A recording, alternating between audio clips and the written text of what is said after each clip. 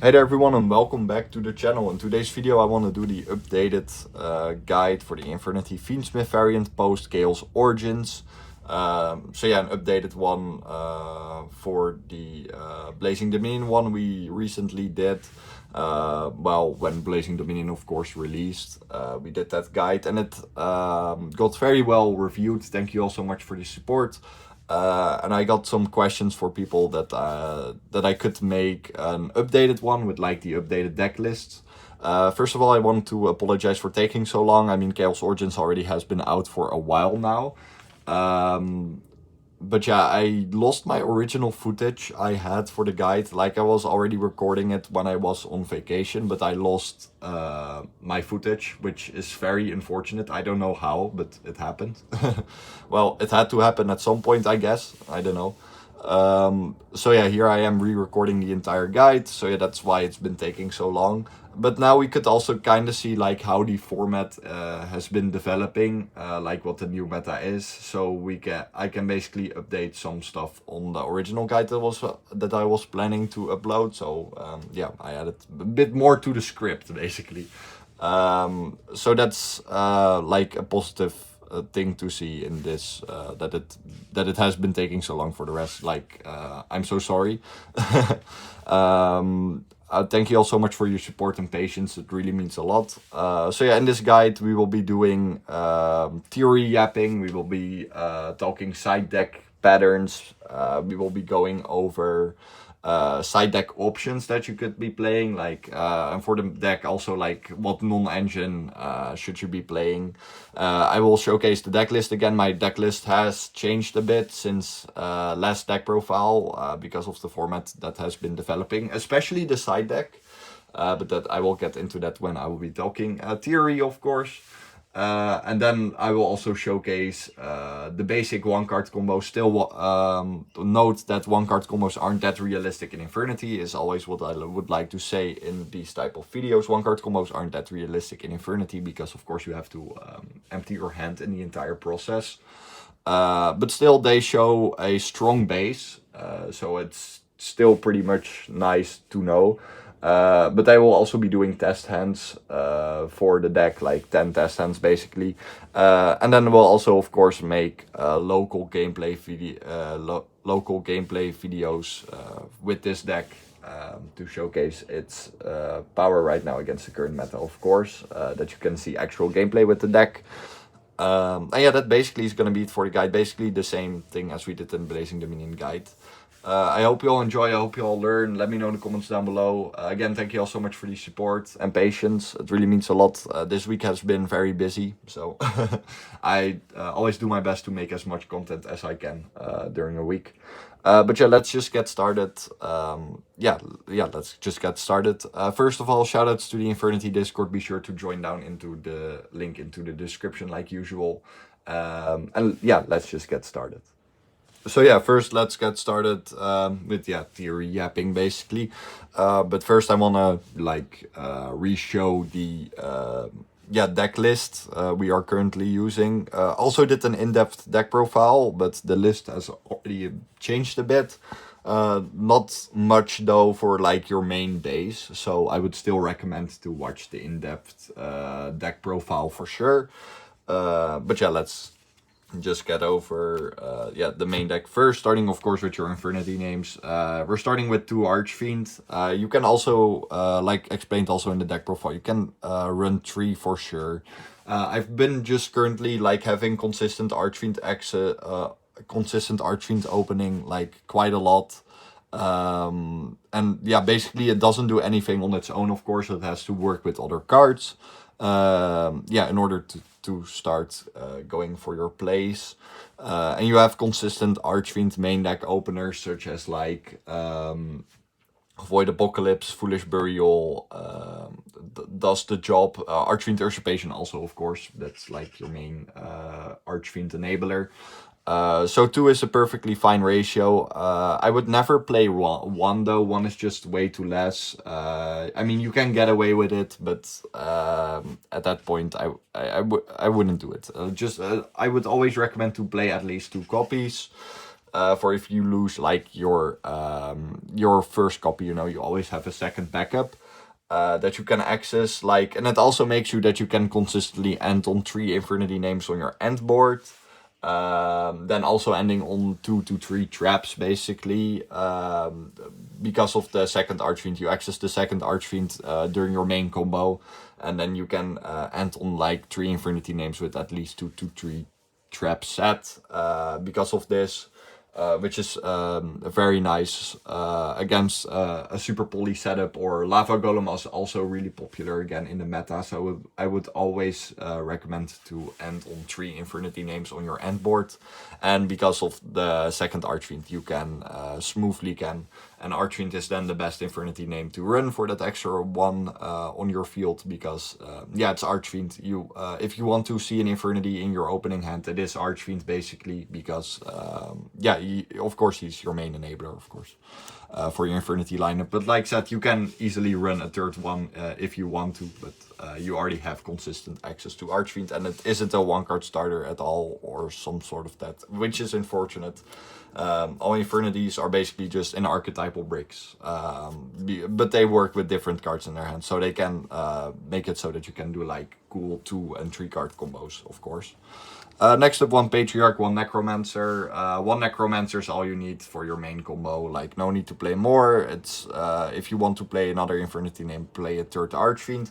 You can get away with the second Necromancer though, but still, main combos nowadays don't use the second Necromancer anymore. Only in like synchro-based variants you use like a second Necromancer, but that's basically it. For the rest, you only need 1 for your combo, so save yourself an extra brick. If you just play the 1, because 1 is all you need, like said. And then also 1 Patriarch. It makes Archfiend Usurpation so much more better. Dugares, Patriarch. Because it makes Usurpation a 1-card combo, and just it gives you the extension you really need from time to time. Because of Archfiend Search Patriarch, making Dugares and summoning back another body, it can definitely be game changing by having it and not having it. And it's also like Dugares is also a very important tool in OTKing. I mean, if you go second, you can like make a monster double its attack with Dugares, which comes up quite a lot actually, and then you can just kick over stuff for game there. Patriarch and Dugares are a must for sure. I would really much recommend them with Archfiend Usurpation. They make the cards so much more better. It's really worth the spots. Next up, 1 Launcher. Unfortunately, yeah, it is what it is. Next band is Trust. 1 Reaper, perfectly searchable. There's no need to play more Reapers. Then 2 Barrier, we're side decking 1 more for when you're going first. Like, scarily enough, decks can sometimes play through your Infernity endboard, so like having that 3rd Barrier in your side deck is really nice. And like I said, you can easily end on a 3rd trap, yeah, with your mainline combo. But for your main deck, you will be just playing 2 traps because it saves you an extra brick. Though, like if you see Archfiend access and you already have a barrier in hand, you can, and if you get Fuat, you can give them like a least amount of draws and then just end on like 2 barriers, for example, while only giving them 1 draw, which is nice. But yeah, for your main deck, I would just play 2 traps and then you side deck another trap, basically, which would then be an extra barrier because it's an Omni Negate, and you really need that against certain decks, because breakers are a lot more popular, for example. Next up, for your basically your Infernity lineup, like these are Infernity names by heart, as I would always like to call them. Your Archfiend Usurpation package, which is basically this. I hope it's seeable on the camera. This basically, Harris is your biggest brick in the deck because it doesn't do anything on hand, and it needs to be sent to graveyard by card effect or by battle in order to search out Usurpation. The reason why we're also playing like 3 Tract is a very important like theory thing to mention. If you like hard open Harris with like a Tract on hand, you can just go Tract, search Harris, and search Lacrima, and then discard the Harris.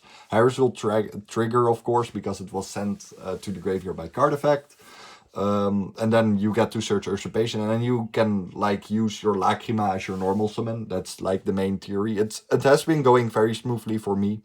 Like seeing Harris and then seeing like Tract in your opening hand, or Engraver searching Tract, basically, and then you can just discard the Harris for effect, and then Harris will trigger, which feels very smoothly. Sadly, she doesn't trigger all Void Apocalypse, because Void Apocalypse discards for cost.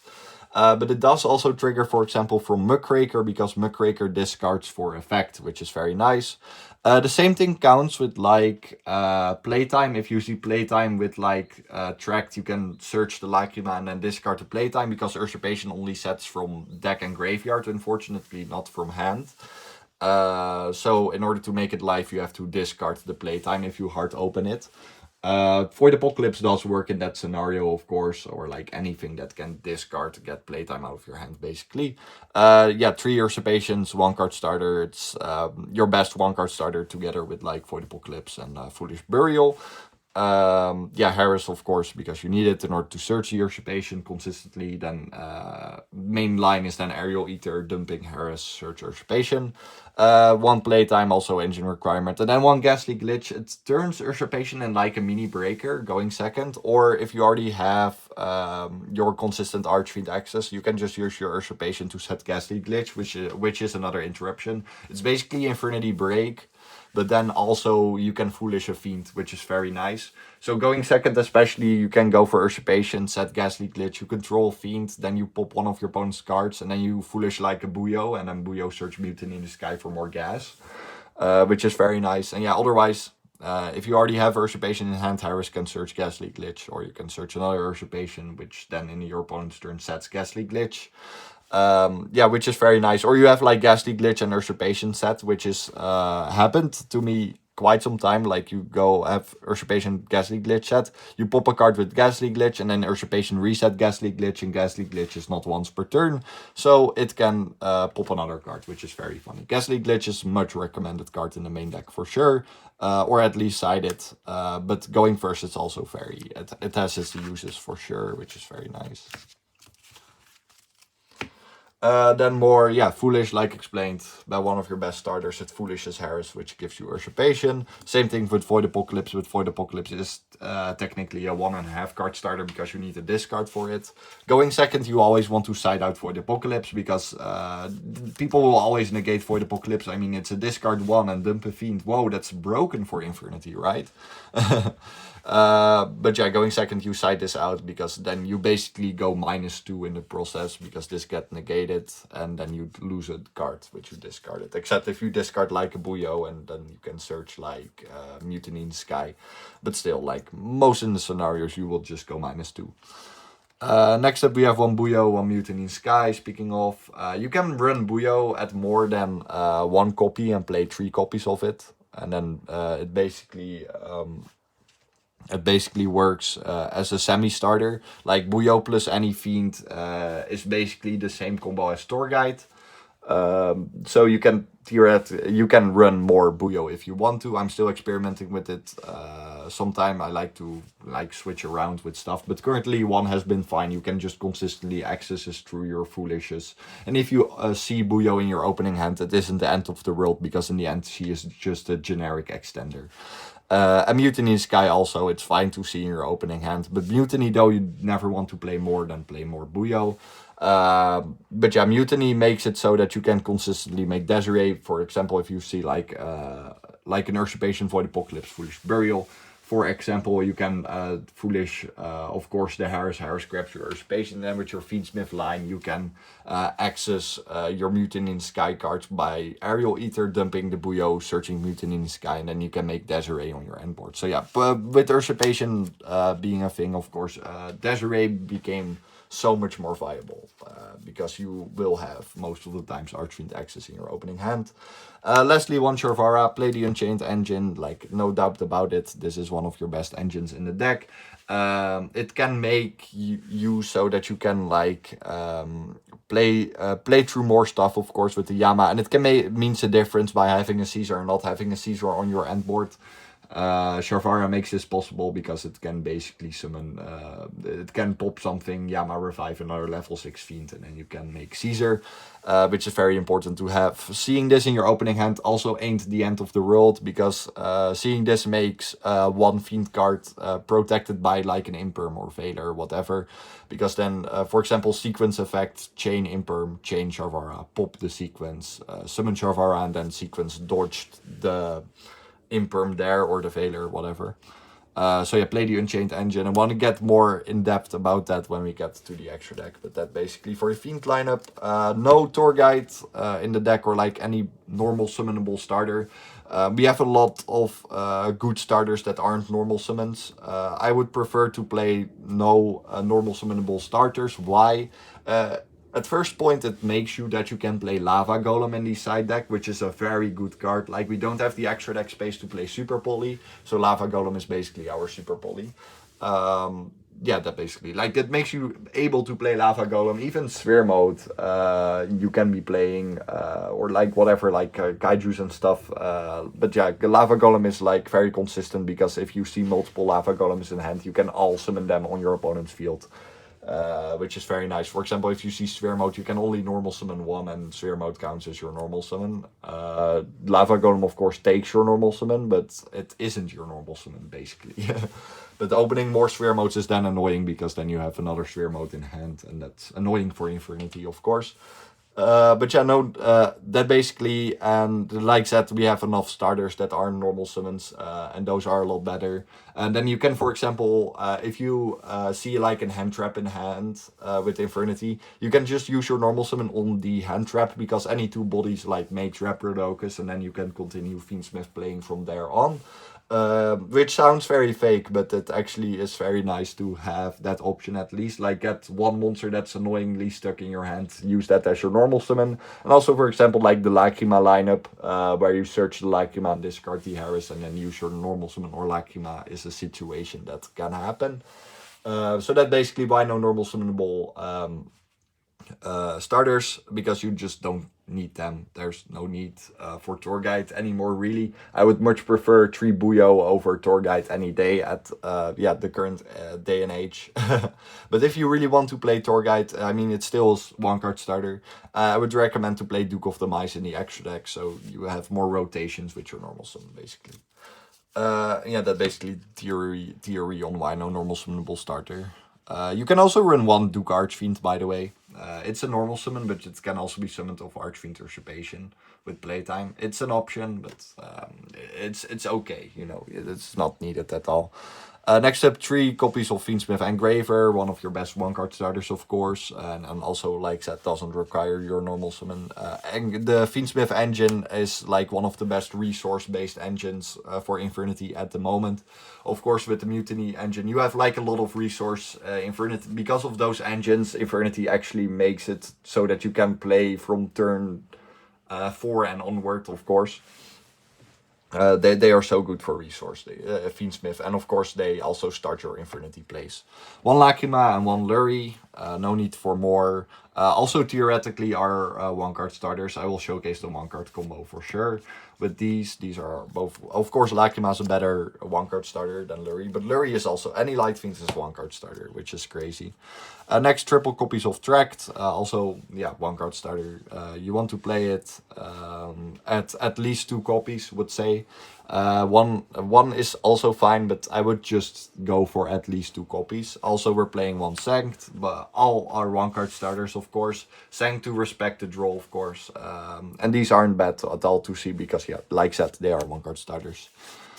So run 2 to 3 Tracts, would say. I'm running 3, maximizing on those non-normal summonable 1-card starters, basically. Next up, non-engine, Fualos. Fualos is Fualos. Funnily enough, going first, you can just discard it with your own effect, with Fua. For like, you know, you need to have no cards in hand type shit. Next up, triple copies of Ash Blossom, which is basically 3 more Charmy counters. Like, the main dangers for Infernity at the moment are Charmies, specifically Fua and Meowls, but Meowls has seen no consistent play anymore, to be fair. Now it has been Fua and Perulia. Perulia is fine, you can give them 1 draw, like sometimes you give them 2, but like 2 is the maximum you give with Infernity against Perulia, but Fua is your main danger, so we're running as many ways to stop Fua. Droll is not the main danger anymore since Fua ever released. We have a cool anti-droll combo that can end on Caesar Rage and sometimes even Desiree, which is fine enough. I mean, fine enough in terms of like Infernity, like never could play through Droll, but now we have because of like the Fiendsmith / Unchained package, we can of course, since ever we've been playing that. So for quite a long time already, of course. Yeah, you want to stop Fua, and Ash is basically an answer to that. Next up, I'm currently teching out, playing 2 Droll on the main deck. The Droll is of course semi-limited. It's very good in current format. It has been for quite a while now. And honestly, ban Droll. Like, Droll has come to a point where it should be banned now. Like, in the past it was used to stop FTKs. And stuff, and like very annoying combo decks, but now every deck can use this. Everybody can save the Droll for like ending on your full end board, and then also having a draw on hand is just too insane for words. Like that, it's absolutely crazy. It turns games that could be like a really cool grind game into like an instant win because of draw. Also, you can use draw to counter the Charmies and Infernity. Like, it depends. Like, if you really are sure you can like end on the Caesar Rage and Desiree. Desiree not really. Sometimes you can end on the Desiree, but at least on the Caesar Rage you feel consistent enough that you can end on that. Then you can draw yourself. But yeah, this is just going second card for Infernity only, because going first we of course do need to, if you hard open it, you need to discard it or use it as your normal summon like explained. It's fine enough. We'll showcase in the test hands basically how and what, but yeah, going first you side out 1 of course, because the other one is for the cross out, because still draw is annoying to get hit by. But yeah, it's something I've been teching out with right now, and draw is very popular right now in the meta, and it's also good against the current meta, so yeah, currently teching that out and see how that goes. 1 talent, respect hand traps, same thing with Cult by. And then 3 copies of Forbidden Droplet, one of the best non-engined cards to use in Infernity. Same with Fua. Together with Fua, these are like a great combination. Going second, you get to draw cards, and then Droplet gets you to discard them, basically. And going first, if you get like Fua or whatever, you can just pass on like whatever you have then, and then plus a Droplet, because Droplet is a quick play spell. Also a good card is Forbidden Crown. I don't have the money for Crown right now. Same thing for side deck, for example, for Pot of Sloth, which I will be getting in when we get to the side deck. But Forbidden Crown is also a very nice card. Like, if I had Crown, I would, to be fair, not play Draw on the side deck and just play Crown in the main deck. Then playing like 3 Droplet to Crown, to be fair, probably. But currently also testing out the Draw main deck, and that has also been going very nice. Going first, of course, like I said, side them out. But the Draw main deck currently has been going very well. Hand traps in Infernity are very much playable because of Void Apocalypse. Fiendsmith Tract even can discard you stuff. Muckraker Abau also makes it able to run hand traps in the deck. Not as many as, of course, other decks. Like, the main problem with Infernity and non-engine is that Infernity doesn't have that many non-engine slots as other modern decks have. And yeah, that's something Konami can think about when we get support, of course, getting actual in archetypal 1-card starters, please. But yeah, basically for like the main deck theory. If any more questions, please let me know in the comments down below. Yeah, for non-engine, for main deck, I recommend Forbidden Crown. Imperm is also still very nice, but it basically gets dodged by a lot of things currently in the meta, so I'm not really a big fan of Imperm right now. And I would just say also run like as many stuff to counter Charmies, for example, like Ash Blossom, Called by. Talents help you a bit play around it, except if they shotgun it in draw phase. And then in side deck, when we get to the side deck, like cross out in the side deck is very cool and very good. Extra deck. time.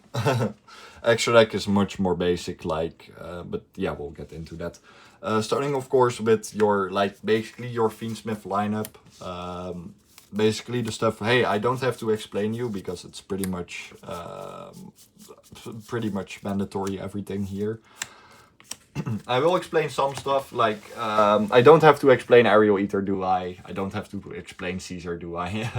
Sequence and Requiem are basically like, you're playing Fiendsmith, you're playing these cards. That's pretty basic. Desiree, Agnum Day, Reprodocus. That's like basically what I want to talk about. Like explained when we got to the Mutiny engine, you can make Desiree so much more consistent with the Mutiny in the Sky engine at the moment because of Archfiend Usurpation. So Desiree is like a very good card to be running. It makes your end board so much more better. It makes going second also like crazier, that you can just go for like a very big Desiree and OTK from there. Because of Agnum Day, it of course then deals piercing damage and has a lot of attack. It's very good to out stuff like towers, which the Roulette deck for example has. But also like in general Desiree. Desiree does its job very good. It becomes untargetable by sequence for example. So yeah, I would be running Desiree like any day, every day, currently in the current day and age. Ever since Archfiend Usurpation came out, you can make Desiree just so inconsistent. And it gives you like a very big boy because of Agnum Day. That's the reason basically why you're playing Agnum Day. It makes Desiree just a very big boy, and it gives it piercing damage. And then with like a sequence also equipped, and maybe even a Requiem equipped, you can easily OTK from there. With the Desiree, and it makes it like a very big monster on the end board, of course. But also very important about Agnum Day, it's a link climb card that you just consistently can link off the Desiree back again for like another sequence, because you shuffle back the sequence to fusion summon the Desiree in most scenarios. And then Agnum Day can just simply bring it back. You link off like an Archfiend or with the sequence, and then you can make Agnum Day and then summon Desiree back, and then also equip the sequence. Now you have a very big Desiree. Agnum Day is kind of a flex spot. Like Agnum Day can be other stuff, but I would recommend Agnum Day for those specific reasons I just mentioned. Makes OTKing much easier, going second much easier. It's a very good link climb card, and it's good to deal with tower cards, which Roulette has, for example, except for the BLS because it cannot die because of battle. But you have other ways for that. Basically, of course, you have to out the mind shuffle first. And Desiree also does that by negating the mind shuffle with its effect, basically. And then Reprodocus. Reprodocus is your Fiendsmith bridge. If you don't see any Fiendsmith cards, I've been having a lot of times that like I see Fiendsmith stuff already in my opening hand because we're basically maxing on Fiendsmith in the main deck because like they are one of your best one-card starters.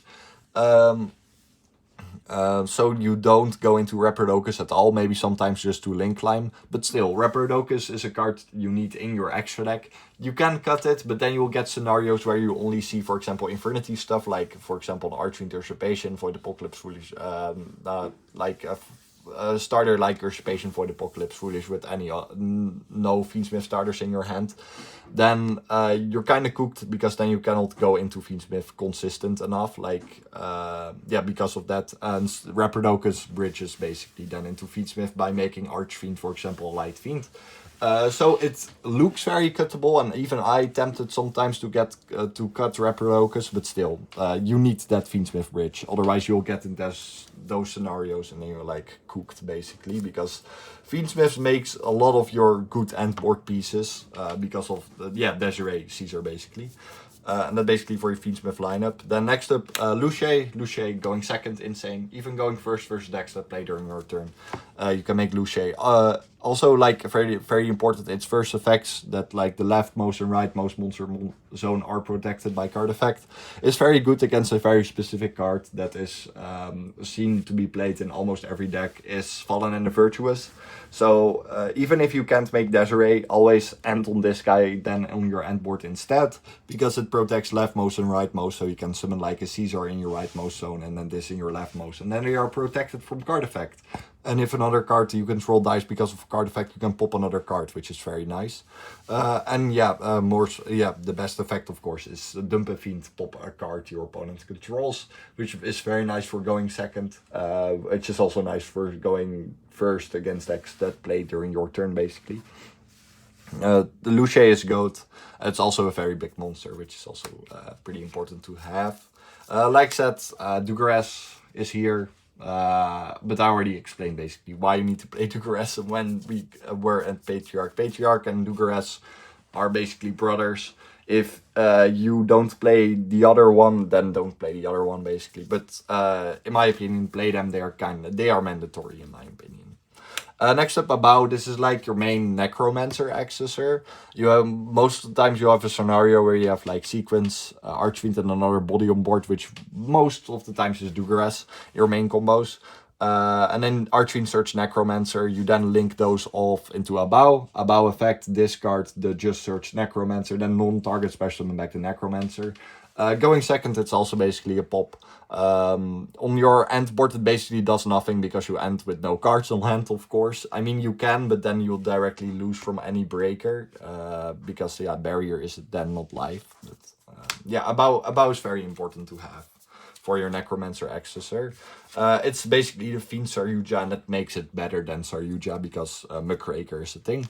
Next up, 2 copies of Unchained Soul Lord of Yama. 2 copies of Yama is so goated. Like, before I was always playing 1, but I made the change already quite a while ago. Like, even pre Chaos Origins. Like, I think like at the start of playing the minion format, I made this change. I had a lot of like scenarios where I really needed an extra Fiend to link into. And then I was thinking second Yama. Second Yama makes it that you can like have more control over when to search Havara. And also with like the Mutiny in the Sky engine, you can recycle Caesar in grind games.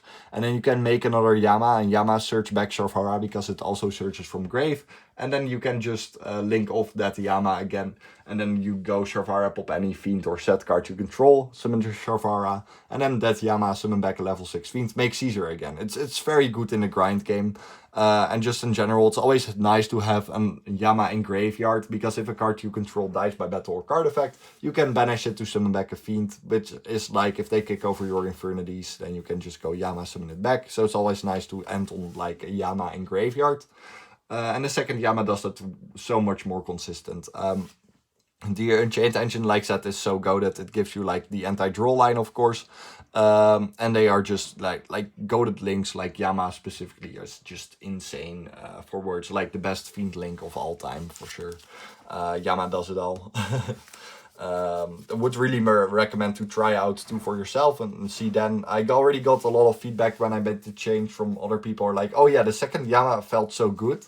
Like as in, it gives you so much more utility and like control over when to search your Vara. Because if you play 1, you make it, you have to search your Vara there. Or you play the second one, you can basically think about more when to summon the Sharvara. Because you will have 2 Fiends on the board most of the times that you can just link away.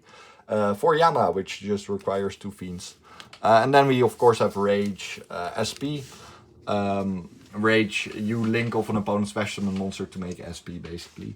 It also has the effect of adding back a Fiend if it dies by battle or card effect, which is fine. And then, yeah, SP is SP, going second, going first. You make it with Rage, of course, during your opponent's turn. Lastly, Muckraker, an insane playmaking / extending card. Because we play only Fiends in the extra deck except for SP and Reprodocus. So basically only Fiends. Muckraker is such a goated playmaking / extending card. It can discard a card and summon back a Fiend, and then you're locked into Fiends. You cannot link off Muckraker. She also has a goated effect, though, that can not once per turn protect Fiends from battle card effect. They'll protect cards monsters you control by battle card effects by tributing Fiends, which is very good. Like said, Fallen and Virtuous decks and on this, and you'll be very chilling. Or just pop decks in general, Muckraker is goated. And yeah, like I said, playmaking extending cards, she does very good. Like your extra deck basically is entire Fiend. So Muckraker makes playmaking / extending so much more easier. It just requires 2 effect monsters in the end. And then basically for your extra deck, like I said, your flex spot is basically Agnum Day. The second Yama also kinda, but in my opinion, no, don't. Play 2 Yamas. It's so goated. It's so goated. Basically, Agnum Day. Recommendations. Underworld Goddess, Chaos Angel is also a card. And yeah, or the Fusion Lacrima, but Agnum Day is so goated for making Desiree like very big. Makes OTKing easier and makes Link climbing much smoother. But yeah, that's basically for the theory for the extra deck. Let's get into the side deck and side deck patterns. Side deck time, yeah, like that. We are here, yeah, with the side deck, of course. Wow, what crazy, am I right?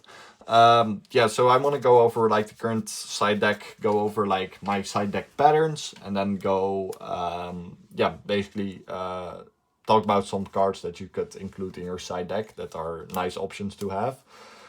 Infernity, of course, kind of wants to focus more on a breaker-based side deck, because even though you can run hand traps, it's still much more smoother to run board breakers, because you can just set those going second. You, of course, will use them going second, though, but still, yeah. Breaking is very good in Infernity, and then just push through with your engine in order to get game or get full board so they can't recover. Starting off with one Underworld Goddess. Underworld Goddess is like the most cuttable card in my side deck, to be fair.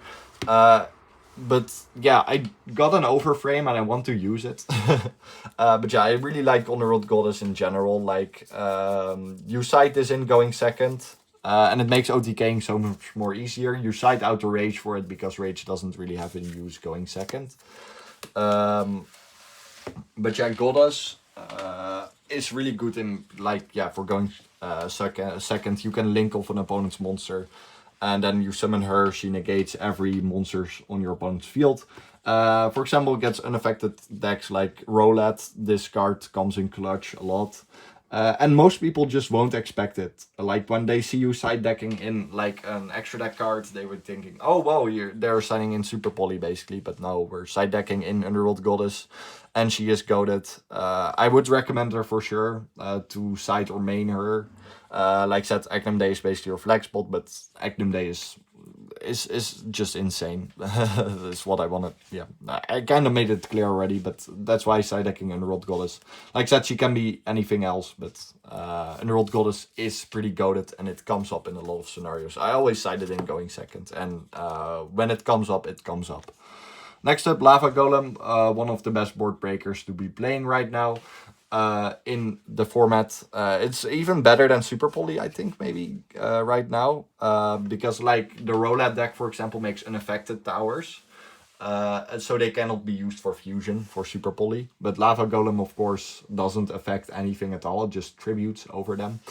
And of course, if you see more Lava Golems in your opening hand, you can just Lava Golem as many monsters your opponent controls, as many like Lava Golems you have. Side this in going second, of course. Yeah, why would you side it in going first? Next up, triple copies of Null Charmy Perulia. Perulia is an insane Charmy right now in the format, because Roulette only summons from hand, basically. And a lot of decks, of course, get you to summon from hand. Yeah, summons from hand, of course. So Perulia is a very nice Charmy to be running right now.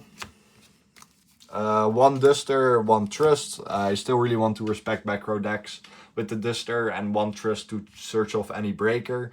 To be fair, if I didn't play the Goddess, I would play a second Trust, but one Trust is enough, basically. I will get that into that when we get to the side deck patterns. One Crossout, extra Charmy counter, basically going first, and can also stop draw. Going first stuff is basically this. Trust also, technically. Depends against which deck you're playing, though. If they play a deck where they be playing during your turn, then Trust is a very good card to be playing going first. But yeah, that's basically for your going first lineup. For the rest, all going second, because like we have to guess through going second. Extra barrier, like explained when I were at the barriers. Like if you see Infernity stuff already opened and you see it like a barrier, or like you give them as less draws possible under FUA, and then you can just consistently end on barrier. So hard opening barrier ain't bad at all under FUA, for example.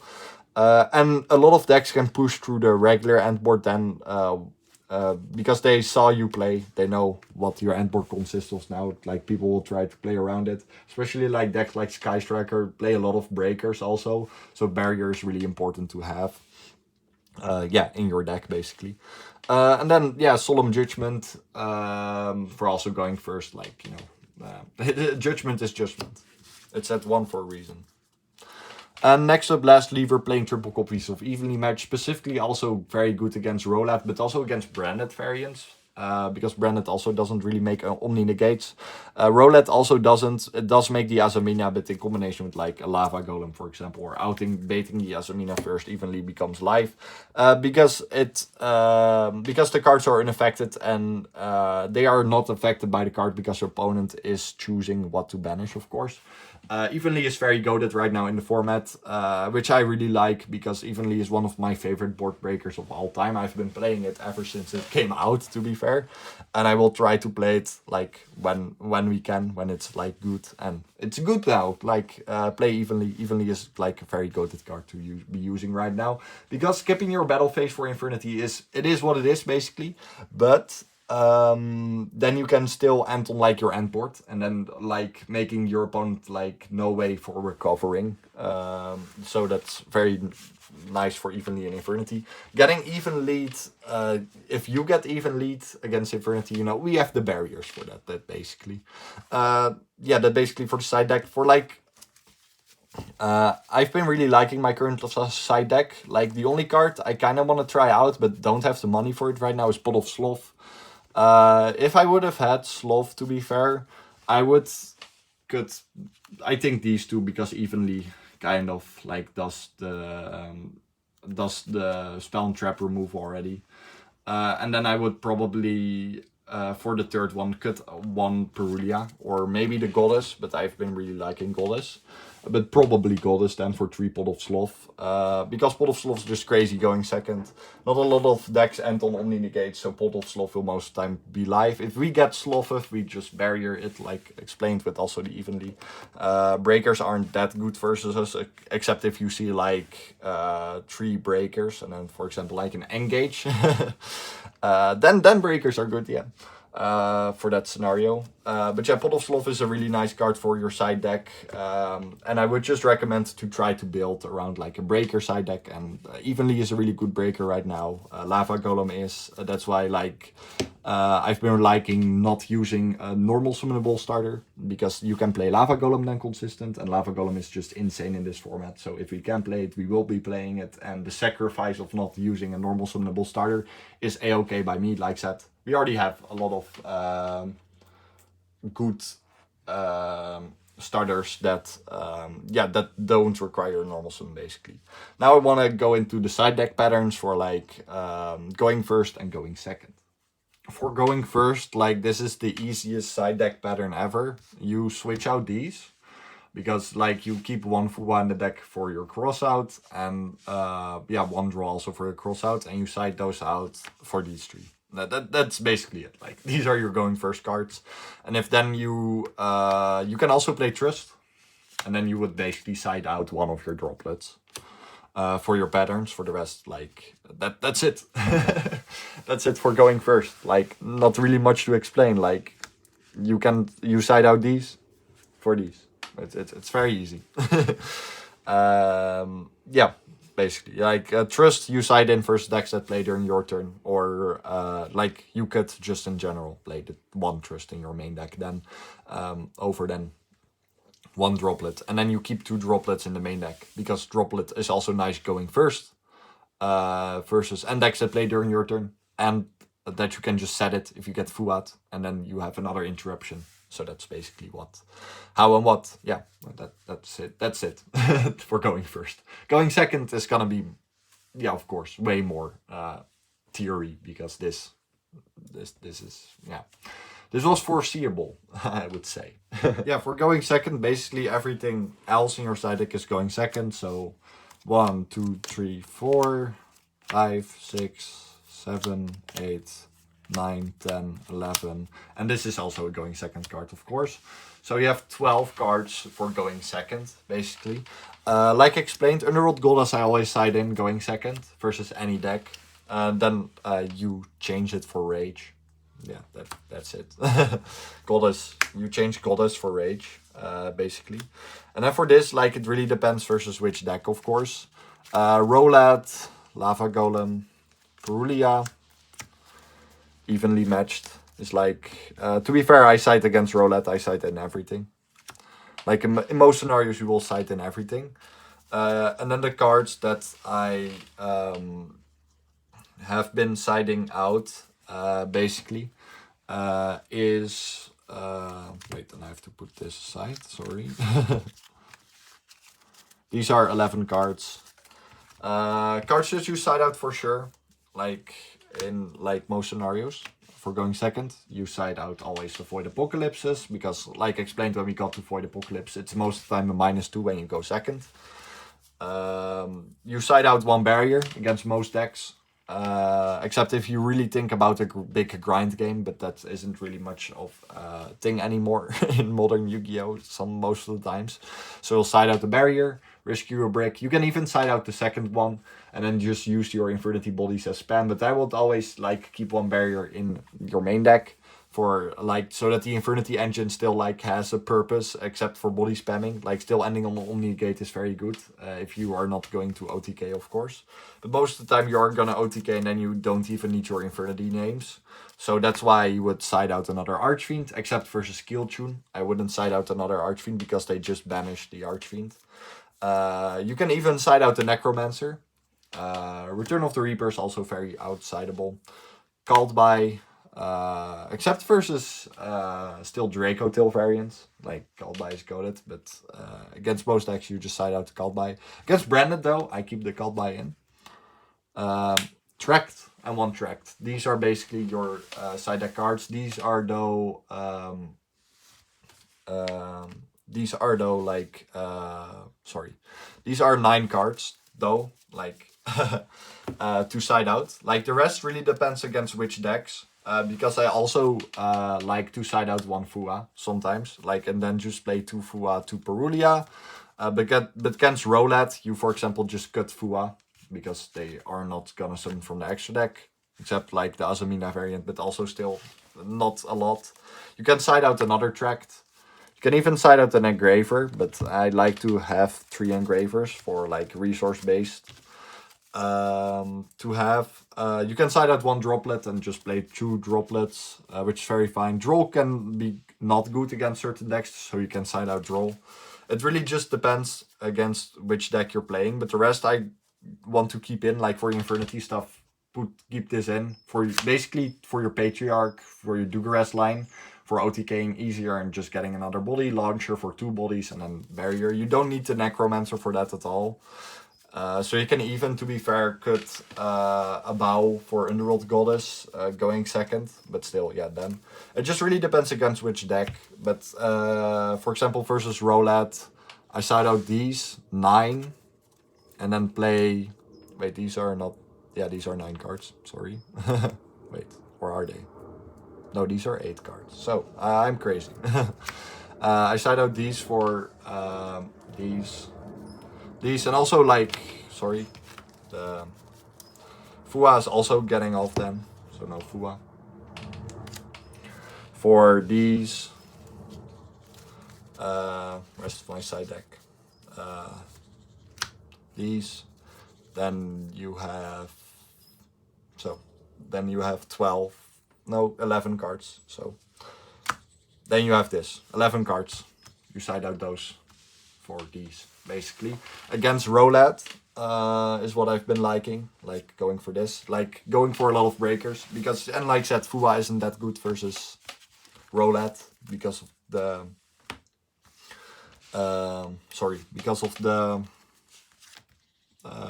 because they don't summon from the extra deck, that basically.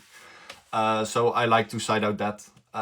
You can also like keep your Infernity names more at max, like for example versus Skill Tune, like play that extra Archfiend. You can then still, like basically side out the Necromancer and the Reaper also technically. And then versus Skill Tune, you want to keep in the Fua. For example though, you want to keep in the Fua. Sorry. You want to keep in the Fua. And you still want to side the same stuff against Skill Tune, like these. The Duster, not that important though. Again, so you can leave that out. But still, it's nice to have if they have like back row like D Fisher. For Perulia and Fua, I would go 2 Charmies. So side out 1 more Fua and play another Charmy. And yeah, that basically for Kill Tune, just play the same breakers. Basically, just use the same stuff. Like what you saw for Roulette is basically your standard stuff you side out. Like the Necromancer Reaper. It's very much side. Yeah, the two. It's very are cards that you can easily side out. Same with like the second Archfiend. You can also just not do that. Like keep in the Necromancer though. I would still cut out the Reaper though. But you can keep the Necromancer for going second for sure. And like I said, you can cut an extra droplet for going second. And like, pretty much you don't want to touch like Archfiend Usurpation, of course, also a breaker because of Ghastly Glitch, and it's very nice. But you can technically also cut 1 Archfiend Usurpation going second. For Fiendsmith stuff, I wouldn't touch that much, except for like 1 tract. But yeah, that basically for your side deck patterns going second. For example, first Branded, you want to keep in the Fuas, of course. Droplets also, you want to just go Breaker Turbo. And in Branded, you can still get to a grind game, but also not really because of Mirror Jade. Mirror Jade pops your entire monster board when it leaves the field, so that's why you kind of want to keep in the Call By.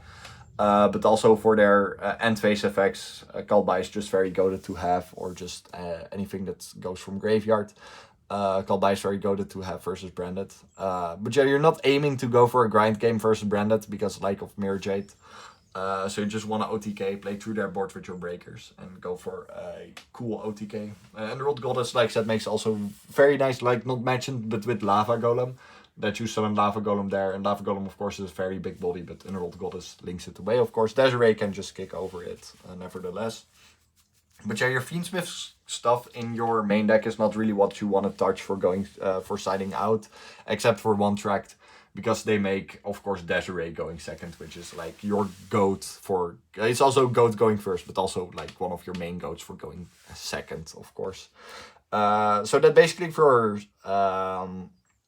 like main going second side deck patterns. I think I pretty much explained versus like the top decks at the moment. But if you have any more question about what my side deck patterns are against versus versus standard decks, then please let me know in the comments down below for like a specific decks.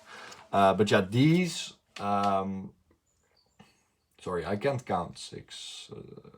9 cards are like your most basic cards you side out, and then you side in like 9 more, and then depending against which deck, like for example like against Roulette you side out the Fua, or against other decks like where draw isn't good, you side out the draw, you can side out 1 droplet, like that you can side out 1 usurpation.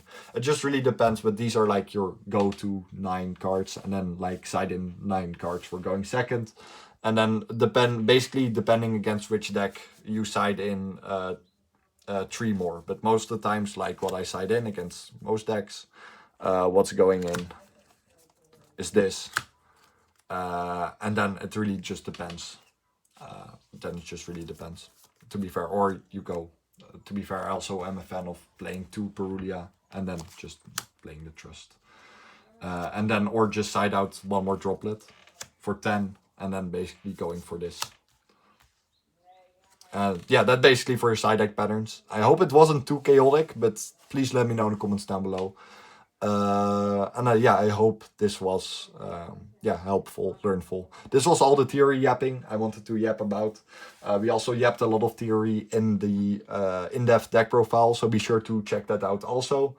If any more questions, like I said, about the main deck, about the actual deck, side deck patterns, please let me know in the comments down below, and I will be there ASAP, to explain. I always love to share my thoughts and experience.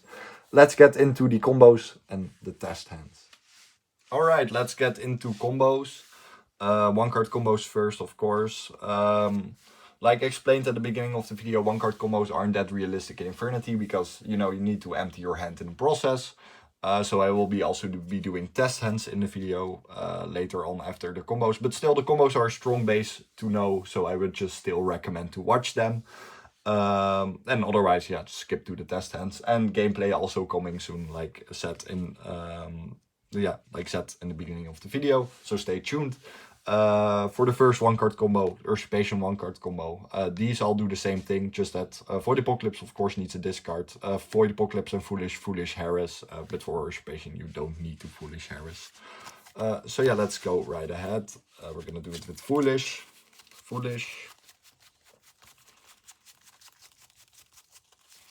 Harris. Usurpation.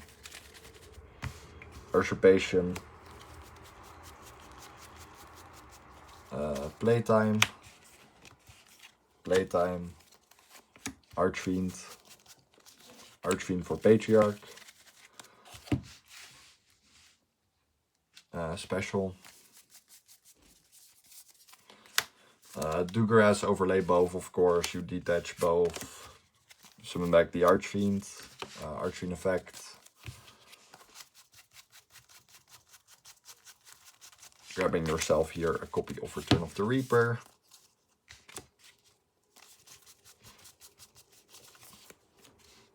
Reprodocus, Reaper, Archfiend to search.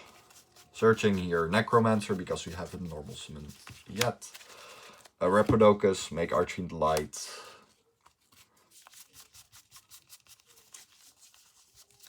Requiem, Lacrima, Dump Engraver, Sequence, Effect, Fuse, Aerial Eater effect,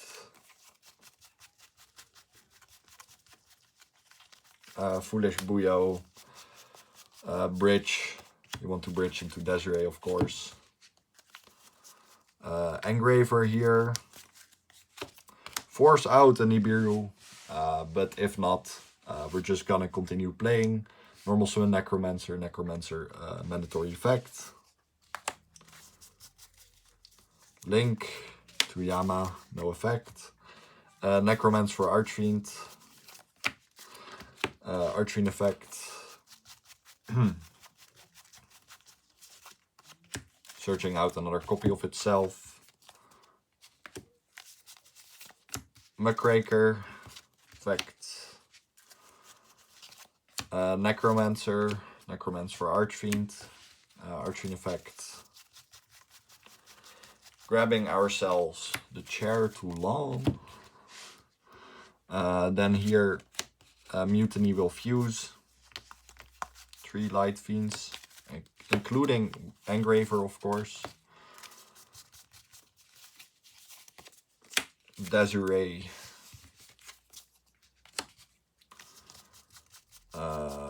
Sequence.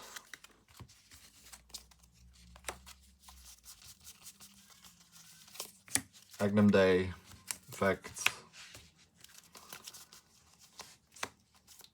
Equip. Launcher. Archfiend.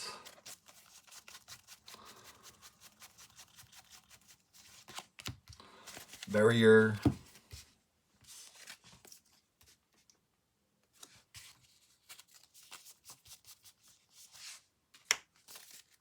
Yama effect.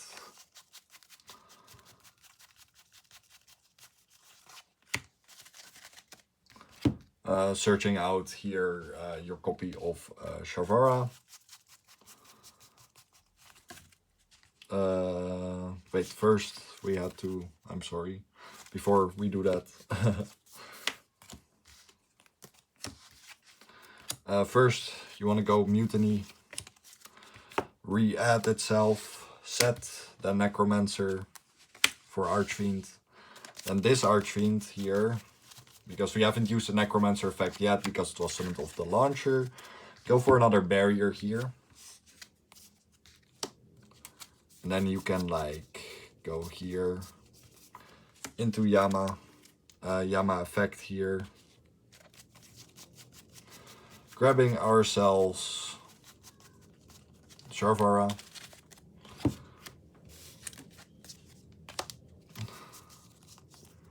Rage, Sharvara target the set Mutiny.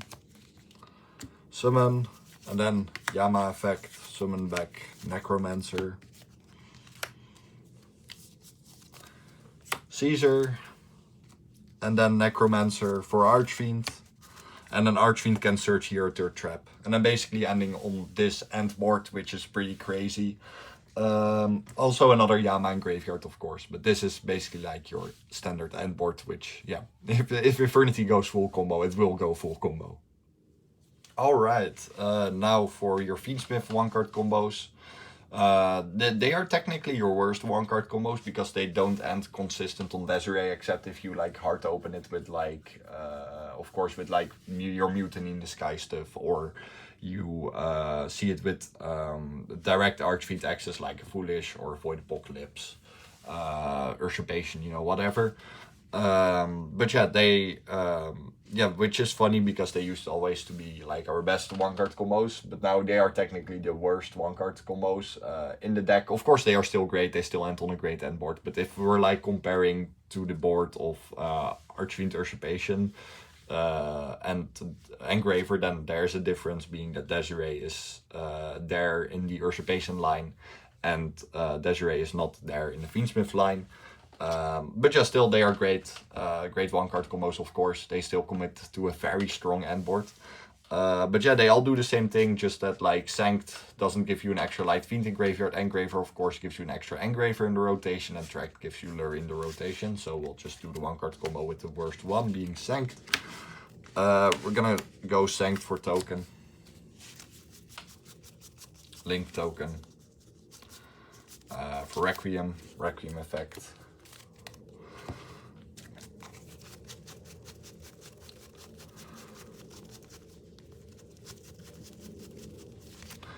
Lacrima, Engraver, Engraver, shuffle back the Requiem.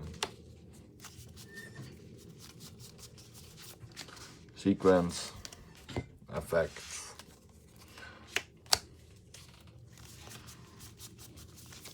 Make the Aerial Eater. Aerial Eater effect in order to Foolish. Here the Harris. Harris will search out Usurpation.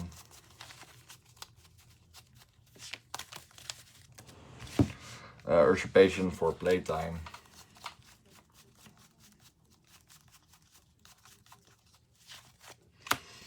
And then playtime, of course, in order to summon out a copy of Infernity Archfiend. And then effect in order to search out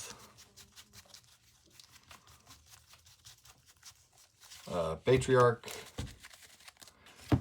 special the Patriarch, make our boy Dugares, effect, summon back the Archfiend, Archfiend effect, search out your copy of Necromancer, normal summon it, mandatory effect, switch it to defense. Then we are gonna link these off into a copy of Raprodocus. And then Necromancer effect in order to summon back the Archfiend. Archfiend effect here in order to search out another copy of itself, because we want to get that second one in the rotation.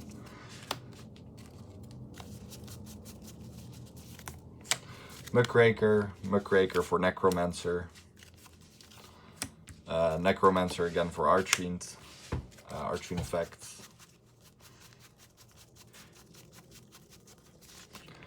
Grabbing Launcher.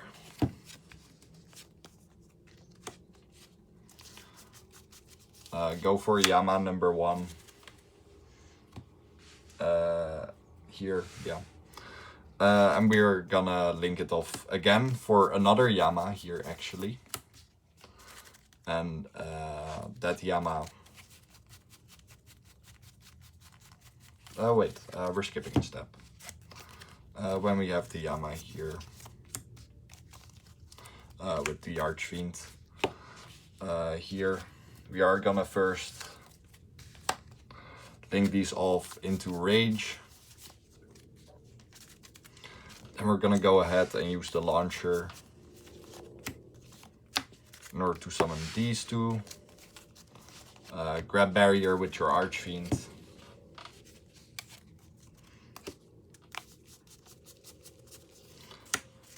Yama.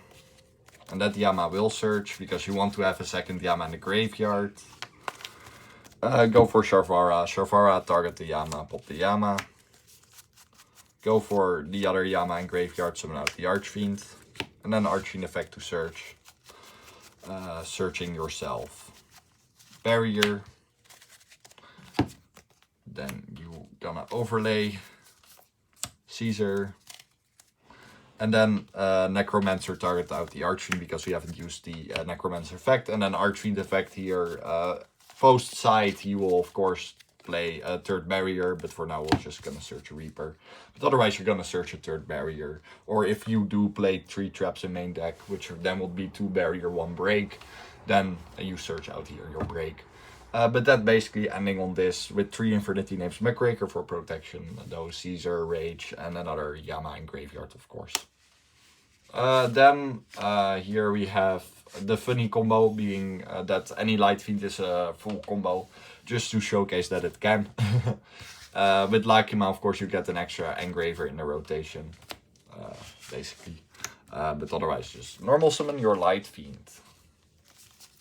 Still really hoping for when the Magical Musket card is finally coming out, the link to. That's a very cool card. Magical Musket Infernity, when testing the deck, felt really fun. Just basically Light Fiend Turbo. Lakima Foolish Engraver. Engraver, in order to shuffle back the Lurie here. Like, the difference between this combo and like the regular Fiendsmith combo is that you used your normal summon on, of course, your Light Fiend. Aerial Eater.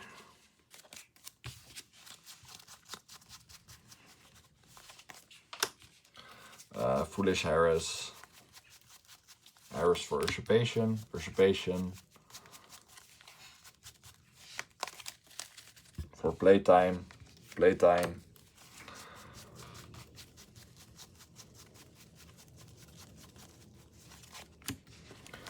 For Archfiend, Archfiend for Patriarch.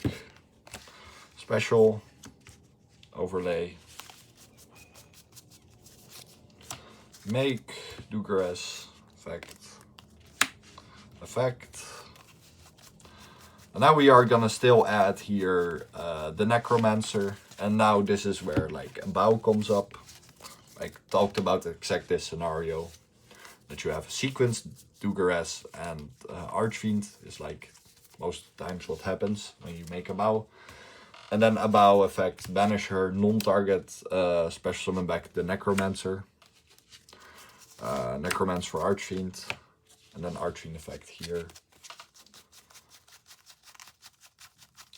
Here we are not gonna commit to Raprodocus because then we lose value while comboing. Gonna go for Muckraker. Muckraker is gonna summon the Necromancer. Necromancer for Archfiend. Archfiend effect. Launcher. Link into your first Yama. Launcher. Archfiend Necromancer, Archfiend effect, grabbing here now actually your copy of Return of the Reaper. Necromancer, some back, another Archfiend, Archfiend effect for barrier. Link to Yama, Yama effect for Sharvara. Sharvara, pop the Necromancer here. And then we have another Yama in graveyard that triggers, summoning back the Necromancer here. For Caesar. Necromancer, summon back Archfiend. And that Archfiend will here search out copy of Barrier. And then you have to use the Archfiend here.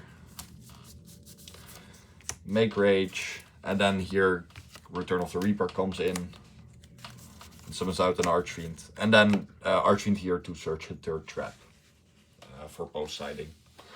And then end phase, Abao, because of game mechanics, it goes to graveyard. And then you end on the same end board as the Engraver end board, just with Reaper in graveyard. Yeah, that basically. And that's basically for that combo. Alright, next up, I would still want to, even though I'm not playing this at 3, it's still important to showcase like the Buyo Buyo combo, aka Buyo plus any Fiend or normal summon Torguide. This is basically normal summon Torguide because you do normal summon Torguide, summon out the Rhino Warrior from deck and then link them all for Reprodocus, and then Rhino mill the Buyo, of course. In that combo you of course still have that extra Fiend in your graveyard being Fiendish Rhino Warrior, but I want to showcase it like this. Buyo plus any Fiend. Normal summon any Fiend. Buyo effect, target that Fiend in order to negate effects. Then here we're gonna link into Reprodocus. Buyo effect in order to search out Mutiny in the Sky. Then here Mutiny in the Sky is going to fuse these in the deck in order to grab Aerial Eater. Aerial Eater effect here. Dumping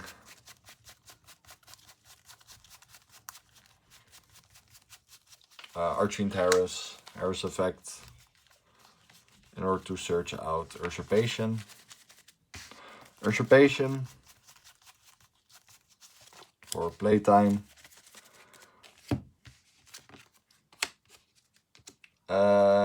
Wait, it should be here. If I'm correct. No, it should be here. Reprodocus make Aerial Eater Light Fiend. Because otherwise we're getting nipped. Archfiend summon. Requiem.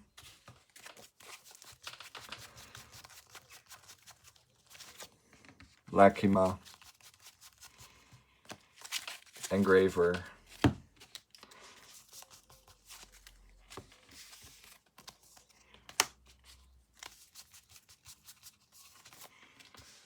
Sequence. Here of course we have to use the sequence for the Desiree.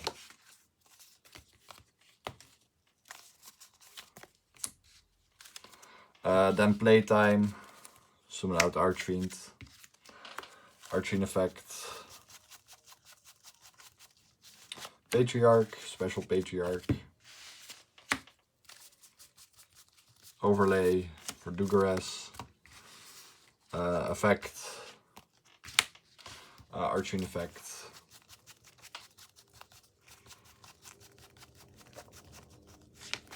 Grab Necromancer. We already used our normal summon, of course, in this combo. So we have to go for Abao here. Abao effect. Non-target special summon back the Necromancer. Necromancer for Archfiend. Archfiend effect.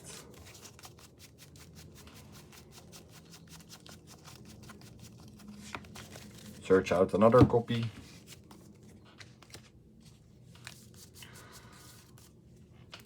Muckraker for Necromancer, Necromancer for Archfiend, Archfiend effect.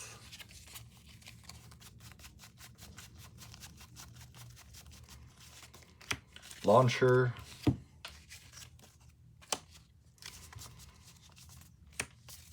Make your first Yama here. Launcher. Archfiend effects. Grabbing Barrier. Necromancer for another Archfiend. That Archfiend will here search Return of the Reaper.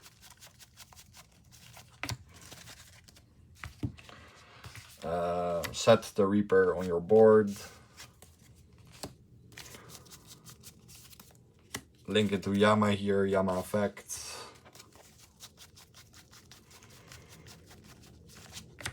Sharvara. Sharvara effect, pop the Archfiend. And then the effect of the other Yama and Graveyard. In order to summon back the Aerial Eater here. Caesar. You already used the Necromancer, of course. So we're gonna link into Rage. And then Reaper for Necromancer. And Necromancer for Archfiend. And then that Archfiend in order to search out your last barrier. And then, of course, Sequence. Equip on Desiree. Not Agnum Day though, unfortunately, but still, you end on a really solid end board. Only 2 trap searches though during this combo, but with more extension, you know. You get that 3rd trap for sure, but this basically like the same end board as Usurpation and stuff, but just missing the Agnum Day and a potential 3rd trap search. And then Abao will of course be sent to graveyard by game mechanics. Alright, the anti-draw combo. This is like the most common scenario that I'm showcasing here. You just need for this combo basically like, just like we're gonna showcase with Track, because Track, search Lurie, and then discard Lurie, and then you get drawled. It's all basically also, for example, Engraver, search, you always go for search Sanct. And then you can also get drawled. But we just also need like any spell or trap to set, which can be any spell trap in the deck and any body to normal summon basically. So we're just gonna showcase with Fuai or Barrier, no, whatever. These 2 are like whatever, of course. So yeah, we're gonna go for Tracked. Search the Lurie. Discard the Lurie. Lurie effect. Chain Draw. Draw is now active. And we're like, okay, unfortunate, but it is what it is. We're still gonna commit playing. Requiem. Fact. Lacrima. Engraver. Then here on, we're gonna normal summon the Fuba.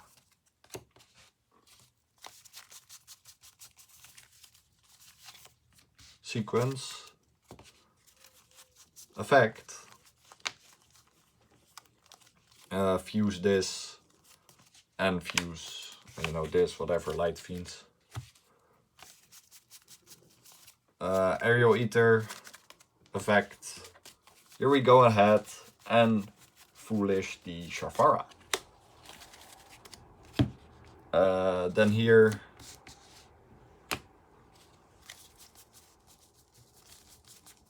Yama effect to re-add from graveyard because it can. Adding back the Sharvara. Then we go ahead, use Engraver effect in order to summon it back. Then here you want to commit into a Rage. And then we set, of course, the card we have, like a card to set, any card to set. Pop it, summon Sharvara. Yama effect, summon back the Aerial Eater. Overlay into Caesar, and then if you have also like a droplet to set or whatever, you have more interruptions in your back row, then you have that also in your end board. But otherwise you end on this, which is still like 2 interruptions of Caesar, the Rage removal, SP removal, and SP secondary effect. So counting that, that is still 5 interruptions here, basically 5 interruptions here, which is pretty nice. And if you also see like Mutiny Sky and stuff in your hand and like have an extra Light Fiend, then you can also still make commit to a Desiree, which is very cool. Cool, sorry. Why was that so hard to pronounce?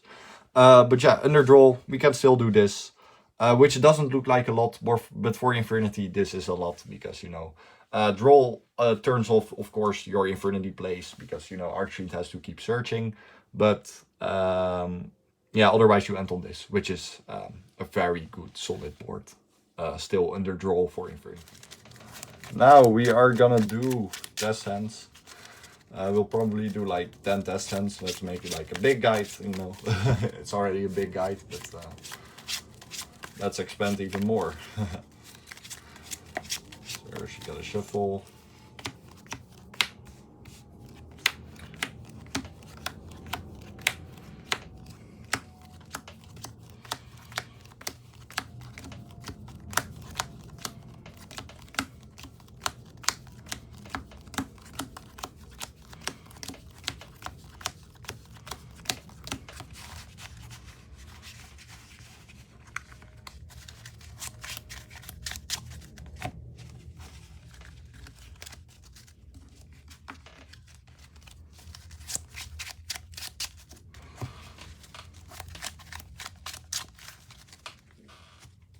Alright, we start with a Fua, a Droll, an Engraver, a Void Apocalypse, and another Fua. This is an insane hand going second, but it also is pretty crazy going first. Yeah, by just having this already. What if we went second? We would have drawn another Void Apocalypse, but you know, the two Fuas and the Drolls are crazy going second, like not gonna lie, that's pretty insane. But yeah, with this hand, I would start off with the Engraver here. Grabbing a copy of Sanct in order to, you know, respect Droll. And then we're gonna go ahead and use Sanct to summon out token. Link the token for like a Requiem. Requiem effect. In order to summon out Lacrima. Lacrima effect. Foolish. Another copy of Engraver. Speaking of, on the Requiem effect, we do both effect of the Fuas to discard them. Like, when you have no cards on field, you go for the double Fua. But if you got Drolled, you of course keep the Fuas in hand. Because, yeah, otherwise no reason to. And then here we're gonna go Void Apocalypse, discard, Droll. In order to Foolish the Harris. Harris here is gonna search for Usurpation. Play Usurpation for playtime. Playtime. For Archfiend. And then Archfiend effect here in order to search. Searching out Necromancer because we haven't normal summoned yet. Link these into sequence. Then we're gonna go sequence effect here. In order to fuse this. Oh, wrong order. Make Aerial Eater effect. Puyo for Mutiny in the sky. And then from here on onwards, we're just gonna normal summon a Necromancer effect. Effect, summon. Effect of Archfiend. Search out the Patriarch here for that extra body. To have Dugaras, link these off into our copy of Yama. Yama effect, no Dugaras effect. In order to summon back the Necromancer for Archfiend. Archfiend effect. Grabbing another copy of Archfiend. Yes. There you are. Then we are going to link into the Muckraker effect. Necromancer for Archfiend. Archfiend effect. Grabbing ourselves the first barrier here. And then we are gonna go for commit to Yama. Yama effect. Shavara pop. Effect of Yama summoning back the Necromancer here. Popping the Muckraker here actually for the space for the third Infernity name. Then we are gonna link these into Caesar. Necromancer for Archfiend. Archfiend effect. Grabbing Launcher. Place Launcher on the board. Mutiny. Fuse. Oh, sorry.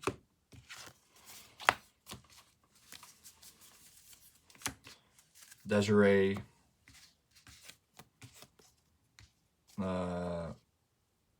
Yes. Sequence. Agnum Day. For Desiree. Necromancer. Link the Necromancer off. Make Rage. Launcher. Archfiend Necromancer. And then Archfiend effect here.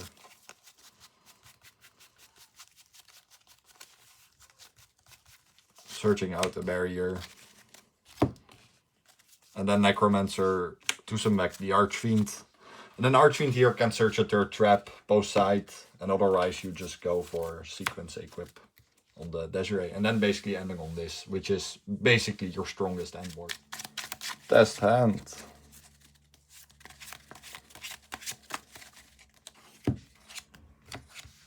Number 2, called by Usurpation, Tracked.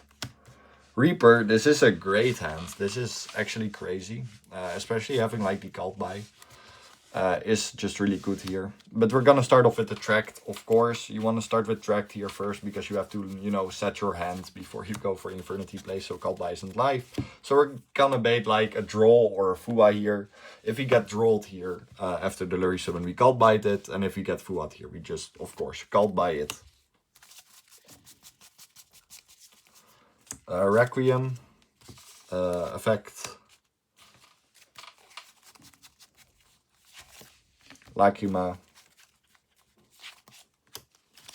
Engraver. Here.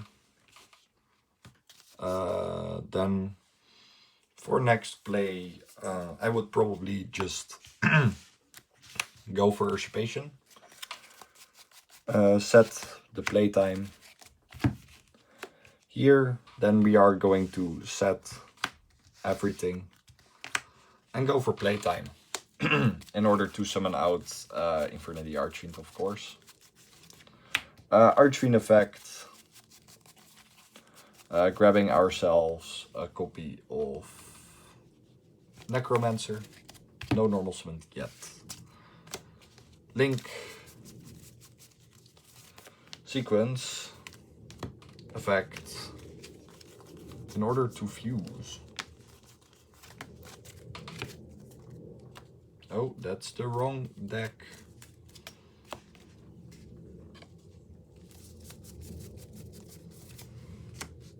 Aerial Eater. Effect. Foolish, of course. Buyo. Buyo for Mutiny.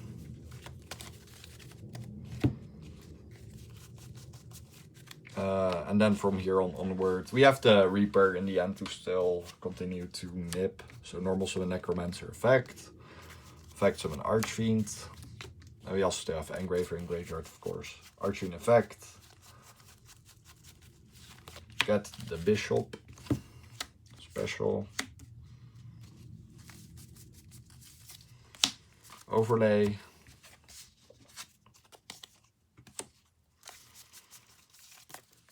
Yama number 1. Effect. Summon out back the Necromancer. Necromancer for Archfiend. Archfiend effect.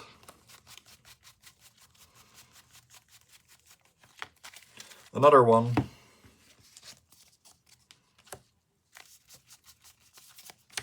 Muck. Necromancer. Archfiend. Archfiend. Barrier.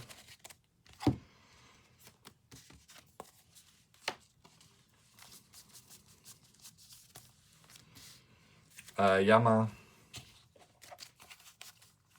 Search. Shavara here effect. In order to pop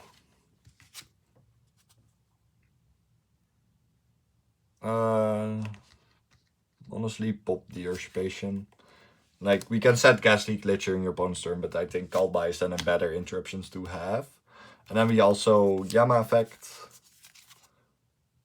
We can't go for Yama effect here because, yeah, we don't have a zone to summon. Okay.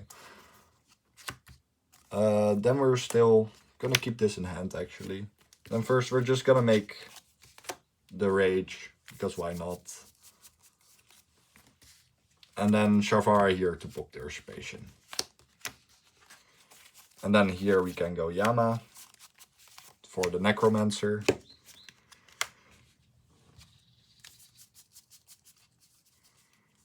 Overlay into a Caesar. Mutiny. Fuse. Fuse. Fuse.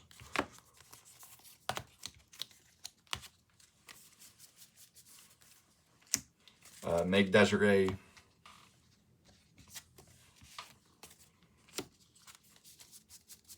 Oh, by the way, McCraker had to be popped off the Yama. Then you summon back the Necromancer, because we need that extra space for the other Infernity name. Then here Necromancer for Archfiend, because we haven't used it yet.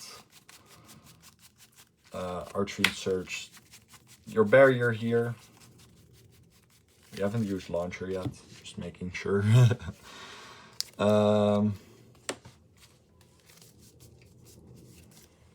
Here for Agnum Day. And then Agnum Day for Desiree. And then we're gonna go Reaper here for Necromancer. And then Necromancer for Archfiend. Archfiend can search here another trap, post-siding, Norwise Sequence Equip. And then we did this combo entirely without Launcher. So Konami, bring back Launcher to 3, because we don't need it. Joking, joking. But yeah, this was a very crazy hand, not gonna lie. This was so crazy. Test hand number 3, you know it.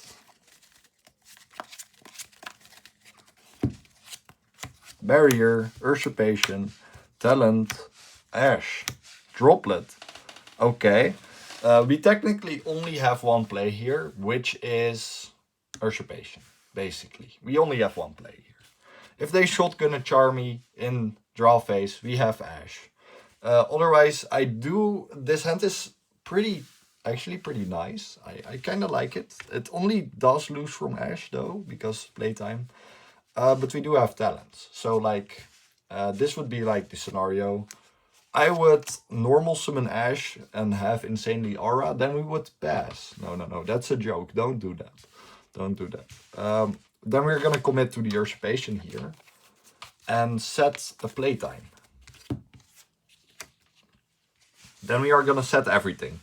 Then we're gonna go playtime. They chain Fua. We say okay.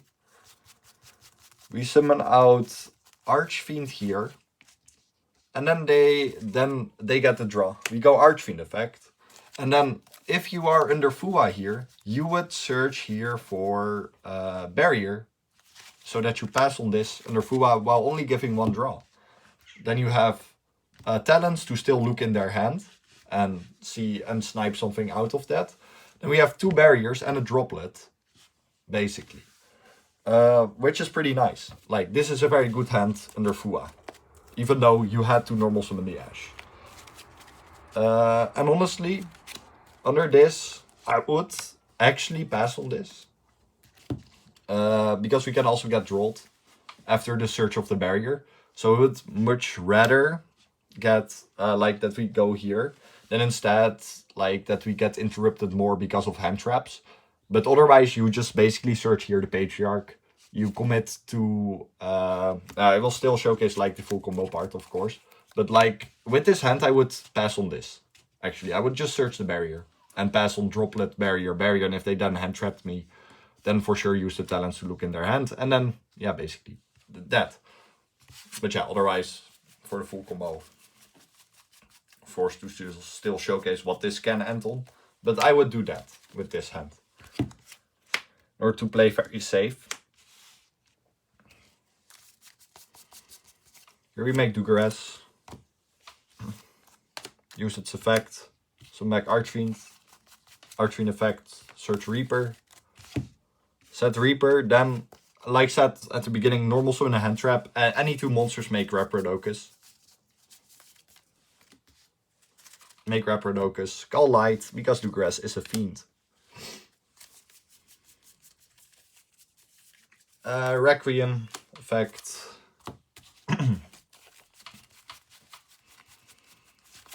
Lacrima.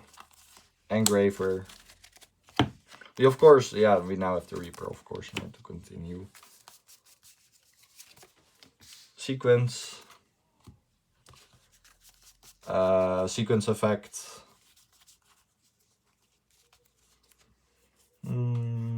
Lacrima. It's unfortunate we have two attributes, and basically, I think we're just gonna, because, yeah, we can't make Desiree with this consistent enough, then we have to commit quite a lot. I would go then for Aerial Eater, Foolish, Buyo, and then Buyo here to search Mutiny, so we can eventually make Luce, which is also a great addition on the end board, because of its protection effect. But first we're gonna go Reaper for Archfiend. Archfiend, search out Necromancer.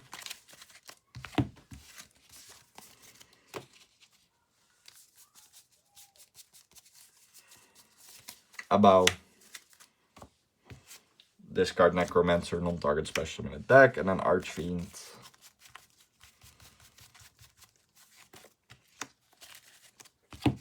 Grabbing another copy of Archfiend here.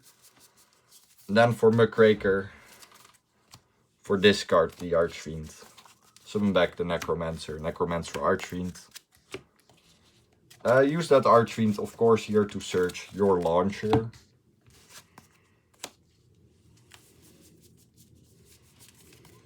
Yama. Launcher. Archfiend. Barrier.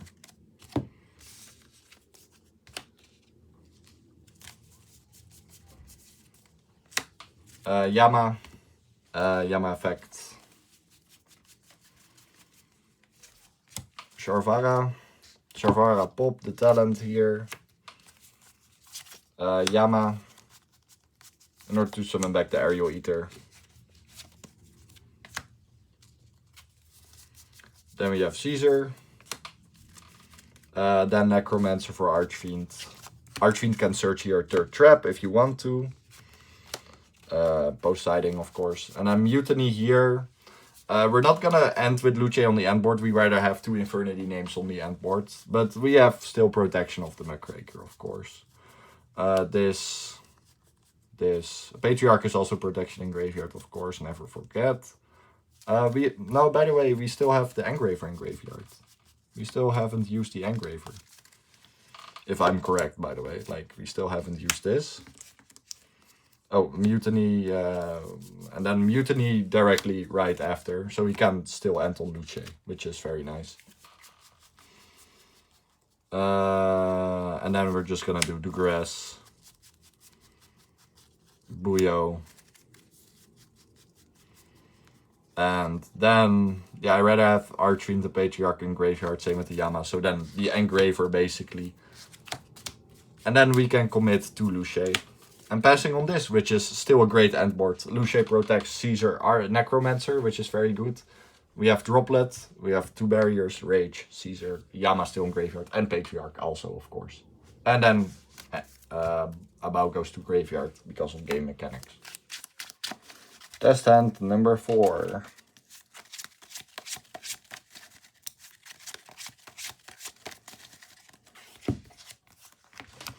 Fua, Droplet, Tract, Usurpation, and another Tract. This is very nice. Also, especially going second. Droplet Fua, and then we would draw a Harris. Unfortunate, but we can discard that with Tract. But we already have Usurpation in the end. So with this, you just still commit to the Tract first. In order to respect the draw more, because having Fiendsmith, you need Fiendsmith in order to play true draw. Summon the Lurry here. Link of Requiem. By the way, if you get Fuad on the Lurry summon, I would still commit to a summon of Requiem. And then pass on this. And then once you removed everything from this, you have a Fua live, because you don't have cards on field. And then use Requiem effect. Tribute. With Usurpation you get a pop of Ghastly Glitch, and you have a Droplet of course. So it's still pretty okay-ish under Fua this. Requiem. Lacrima. Engraver. We of course have to discard the Fua there when we use Requiem effect. Usurpation. Playtime. Playtime for Archfiend. Archfiend effect.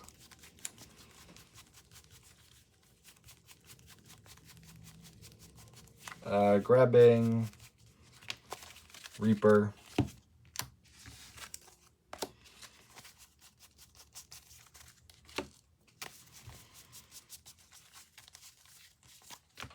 Sequence.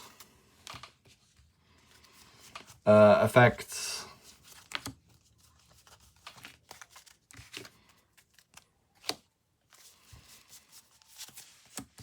Aerial Eater. Effect. Buyo Search. Then from here onwards. Set. Reaper. For Archfiend effect. Grab Patriarch. Necromancer. We haven't used normal swing yet, so we're gonna grab Necromancer. Then here.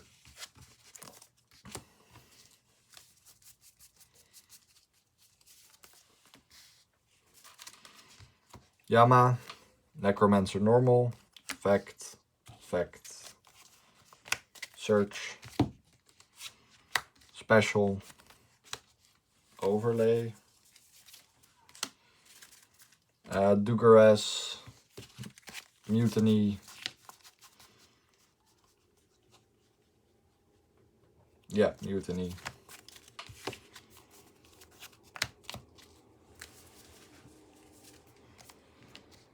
Desiree.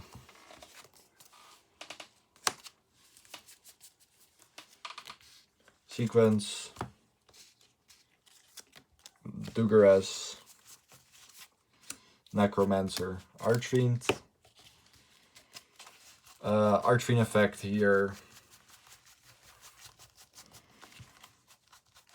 Grab the launcher.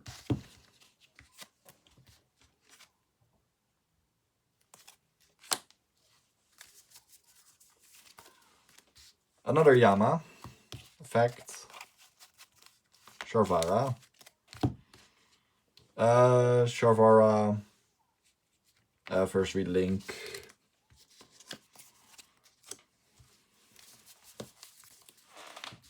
For Rage. Sharvara pop the Tract. Summon Sharvara. Yama. Necromancer. Caesar. Necromancer for Archfiend. Archfiend effect. Barrier.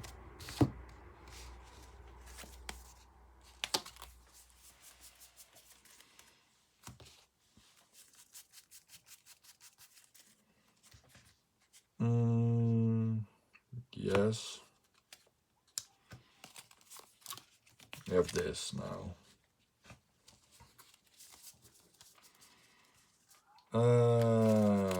Reprodocus, because we can. And then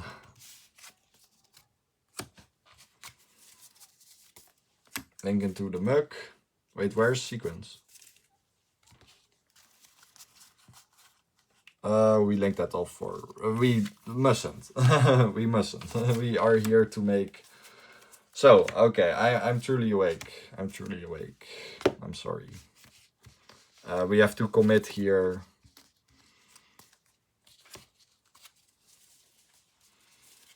For Agnum Day.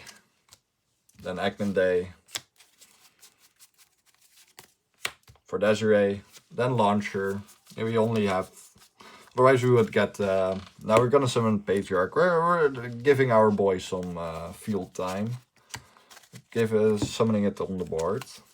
And then basically passing our standard end board here. Yama still in graveyard. And Droplet also included, which is very nice. Oh, we're halfway there, like John Bon Jovi said. Test hand number 5. Archfiend, Patriarch, Necromancer, Sharvara, Archfiend. This is where we completely brick. Of course, we also have to showcase that. I always showcase like the first few test hands I do. And this is a pretty huge brick, as you all can see, because we cannot even summon a Patriarch here. Going second, you would draw into a Talons, still nothing, basically. But yeah, this is a brick. This, like, in this hand, you would basically like, hey, yeah, scoop it up.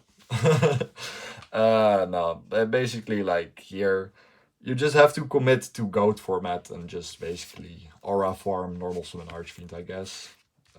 But yeah, this is a very hard brick. Yeah, this is what the Infernities do.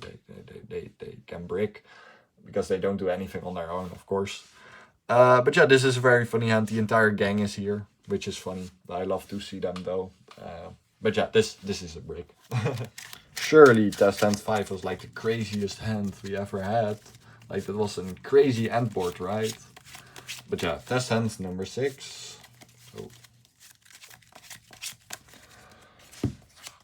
Droplet, Sanct, Droll, Fua, Called By. Ooh, this is a spicy hand, especially going second.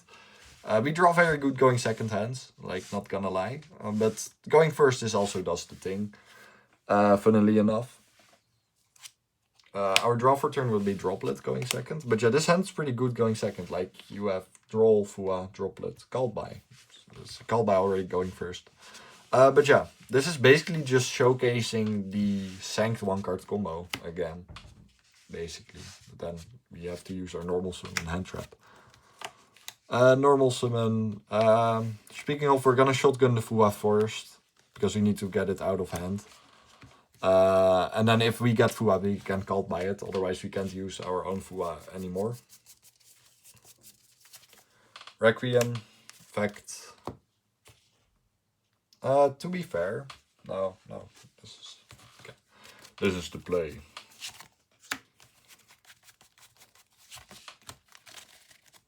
Normal summon Droll.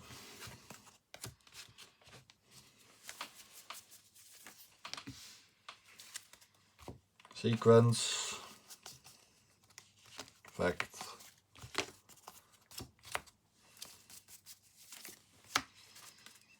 Ariel. Harris. Usurpation. Usurpation. Playtime. Set if you haven't used them yet. But if we haven't used Called By yet, they probably don't have any hand traps. Archfiend. Effect. Patriarch. If we can get to him. Special.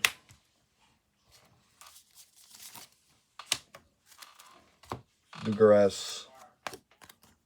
Archfiend, effect, Necromancer, Link, where's a bow? A bow.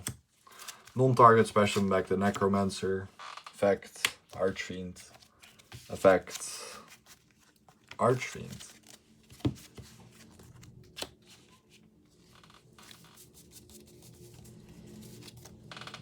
Muckraker, effect,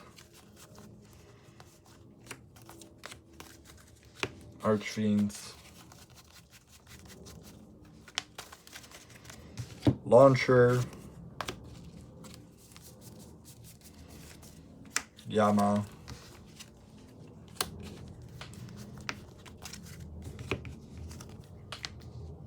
Archfiend Necromancer, effect, Archfiend, Barrier, another Archfiend, effect, Barrier,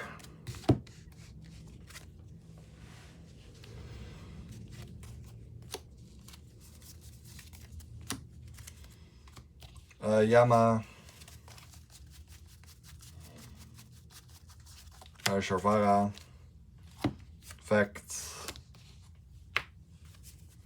effect, Yama,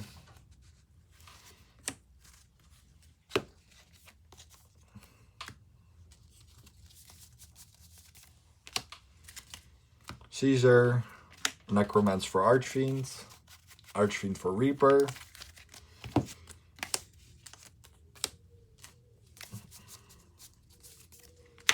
Rage, Reaper, Archfiend, and then Archfiend can search a third trap here both side, of course. A bow goes to end to graveyard and end phase, and then you end with this. Test hand number 7.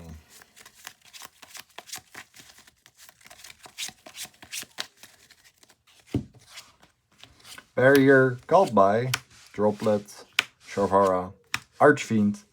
This is a very interesting hand, actually. Yeah, like very interesting. Going second, by the way. Necromancer, okay. Yeah, this hand is very interesting. As in, like, you can commit to, like, this is like a perfect example for a hand that's very nice under Fua. Except for the Sharvara, though. The Sharvara is kind of clogging, to be fair. Because you would do this. I would personally go for this. And then shotgun the Droplet, send the Sharvara away on one of your opponent's monsters. And then Barrier's life, and then you have Called By. Archfiend probably dies. And then you top deck like a Necromancer, and then you can go full combo next turn. So, if you get Fuat, you won't use the Called By here, because you're just gonna pass on this. Like, this is great, actually. Like, under Fua, this is great. This is still like 3 interruptions. Even though you technically bricked, but it still does the job. You still end on 3 interruptions. And if you get Fuat here, you're totally a-okay with that. Test hand number 8.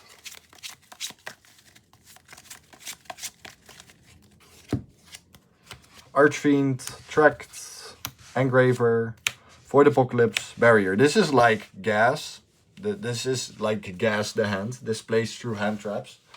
Under Fua, though, you're kind of, you know, you can go for commit to give them only 1 draw, though, and then you end on 2 barriers. That's what you can do, because Void Apocalypse, discard something, dump Harris, Surge, Usurpation, playtime.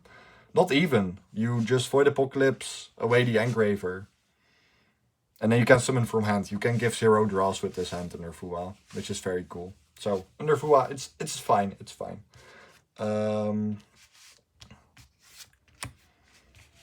Yeah, start here with the Tract.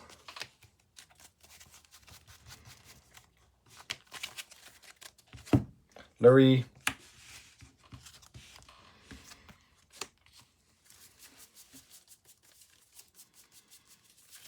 Requiem. Effect.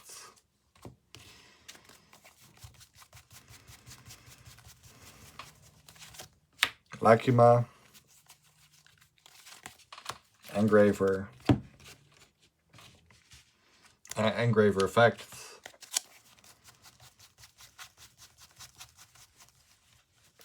Sanct. Another draw you can end on like your standard draw end board with like an Archfiend and a barrier setup still, which is nice. Sequence. Effect.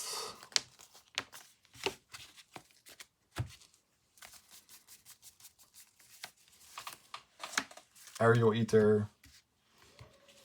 Effect here. This is basically just bait. Ash bait. But here we're gonna foolish this. Add this. Here we are. No, not gonna use the engraver here. For the Apocalypse, discard Archfiend. Harris.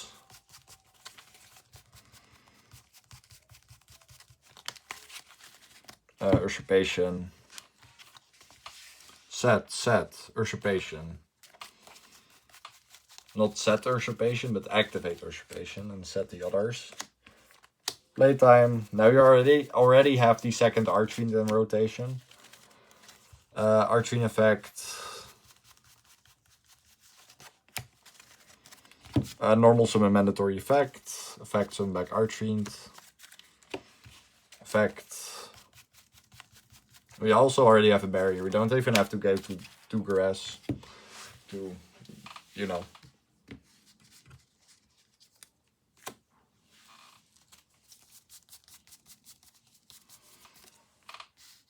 Yama. No effect yet. Mutiny. 1, 2, 3. Leaving another engraver in graveyard, by the way. Desiree.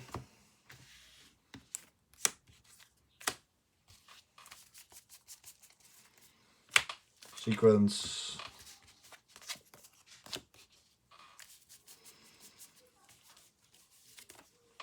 Agnum Day.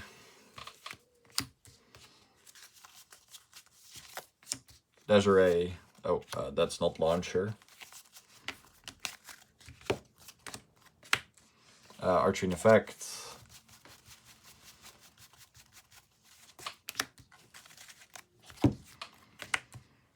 Necromance for another Archfiend.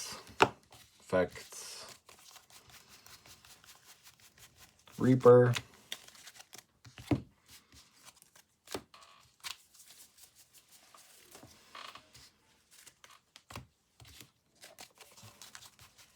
Yama for Shavara.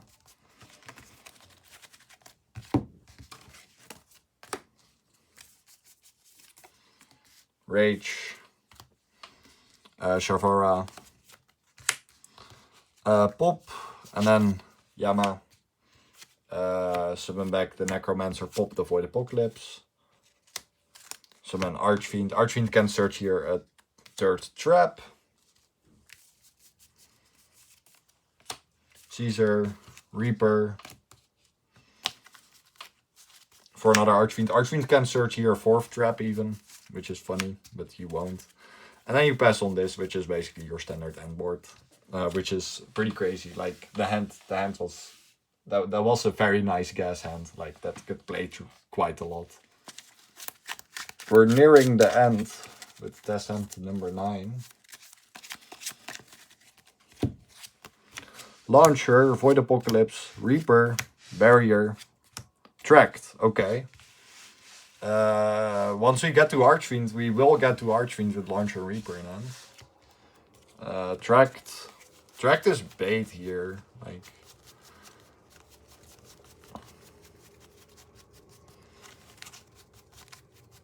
Lurie. Discard the Lurie. Lurie summon. Forget Fuad here, we're just gonna avoid Apocalypse, discard Reaper, Eris, Usurpation, and then pass on 2 barriers. Only giving 1 draw then. But yeah, here. Just gonna commit to playing Requiem.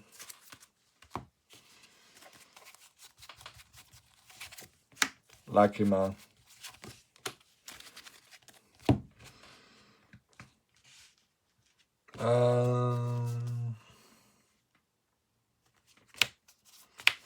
Engrave, we're gonna make it look like we don't have any plays.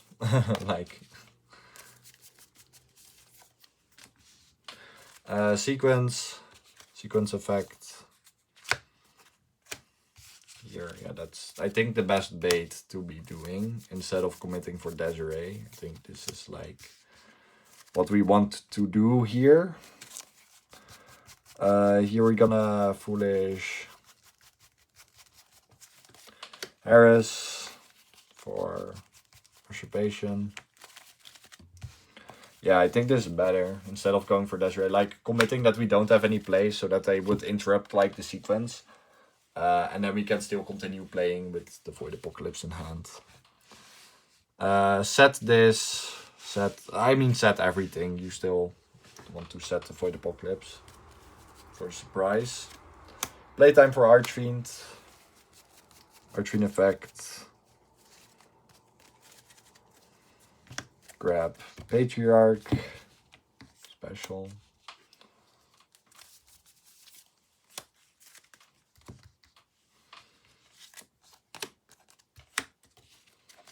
Effect. Grab this here.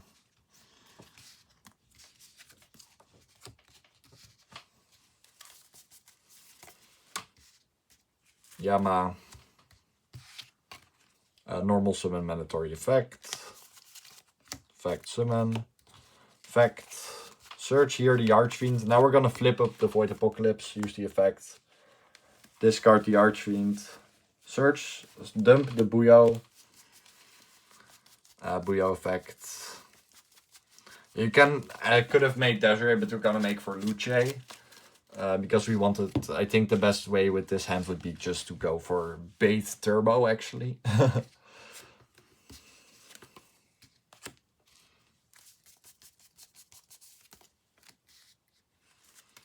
Yama, this Yama is gonna search for Sharvara. We're gonna use the Sharvara here. We're not gonna use the other Yama effect, I think. No, it's not needed. We can just keep 2 Yamas in graveyard. That feels very nice, actually. We are gonna pop the Void Apocalypse though with the... Oh no, we can't because it's Yama. We are not summoning back from Yama, so we can't do that.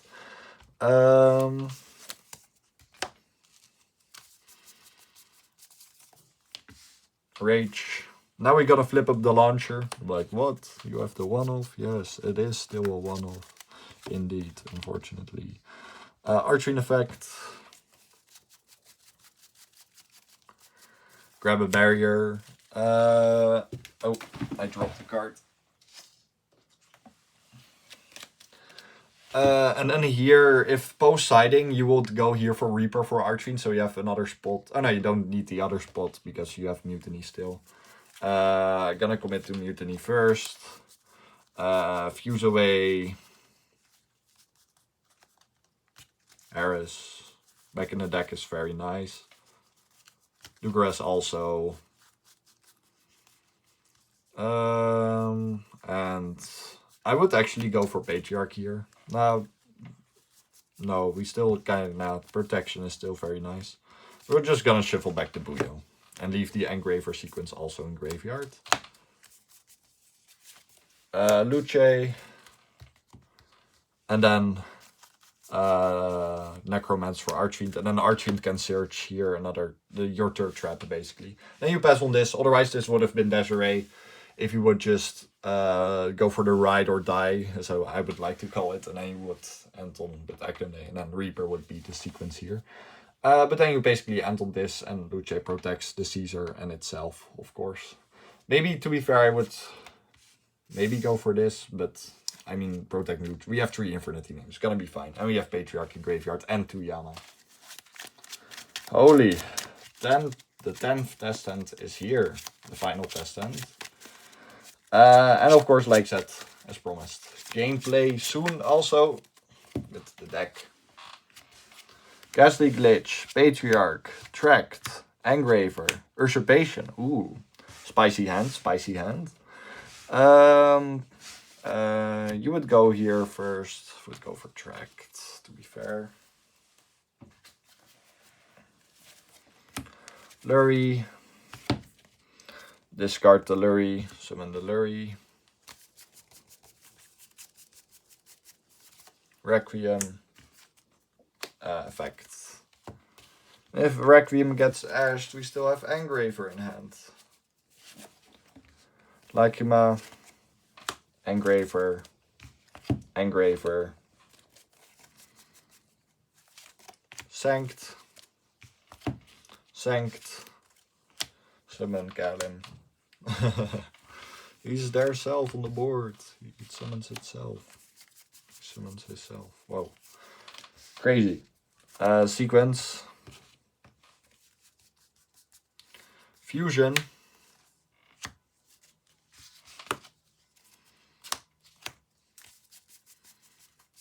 Aerial Eater.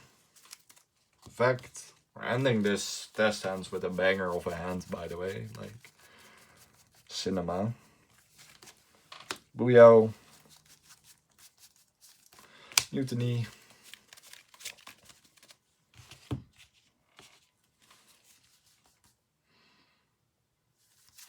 Engraver.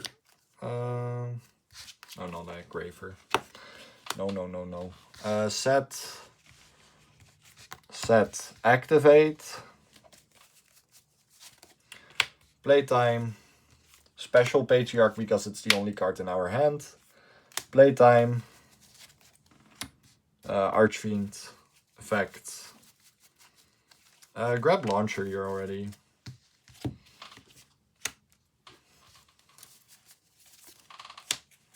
Dugares. Archfiend.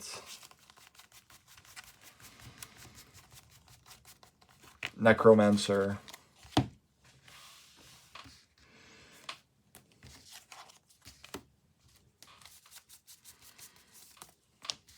Yama. Normal summon mandatory effect. Search. Search out another copy of itself.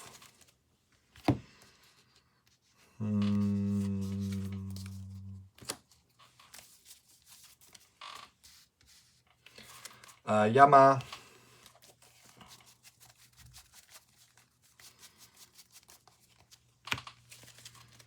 Sharvara pop. Yama. Necromancer. I'll summon it here, by the way.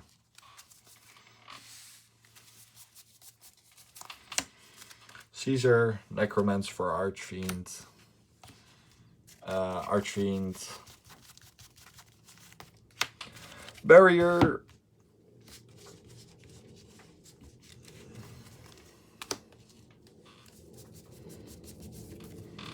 Rage. Mutiny. Sequence. Engraver. Lakima still leaving an Engraver in graveyard.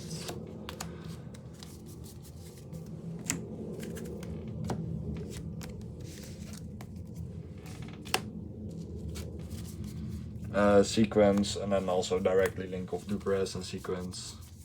Agnum Day. Effect. Desiree. Launcher. Archfiend Search.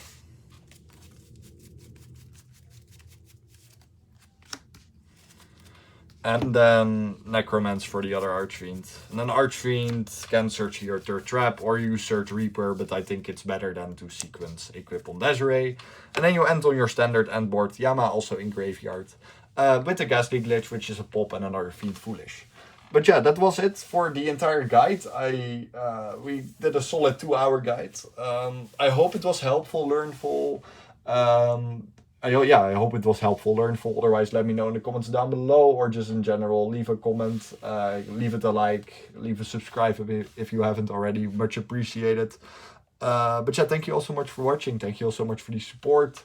It really means a lot for all the support I've been getting. But yeah, I will keep on making. I will keep on making cool stuff. Making the best Infernity content. What I can, of course. But yeah, thank you all so much again. Infernity Best Deck, Infernity for Life. You all know it, forever and always. Let me know in the comments down below if the guide was helpful. And yeah, that was it. I hope you all enjoyed. Most of all, of course, that it was enjoyable to watch. But yeah, see you on the next one. Like I said, gameplay soon to come also with the deck, so stay tuned. And yeah, that was it. Many more videos and streams planned. See you on the next one. Bye bye. Have a great day, everyone.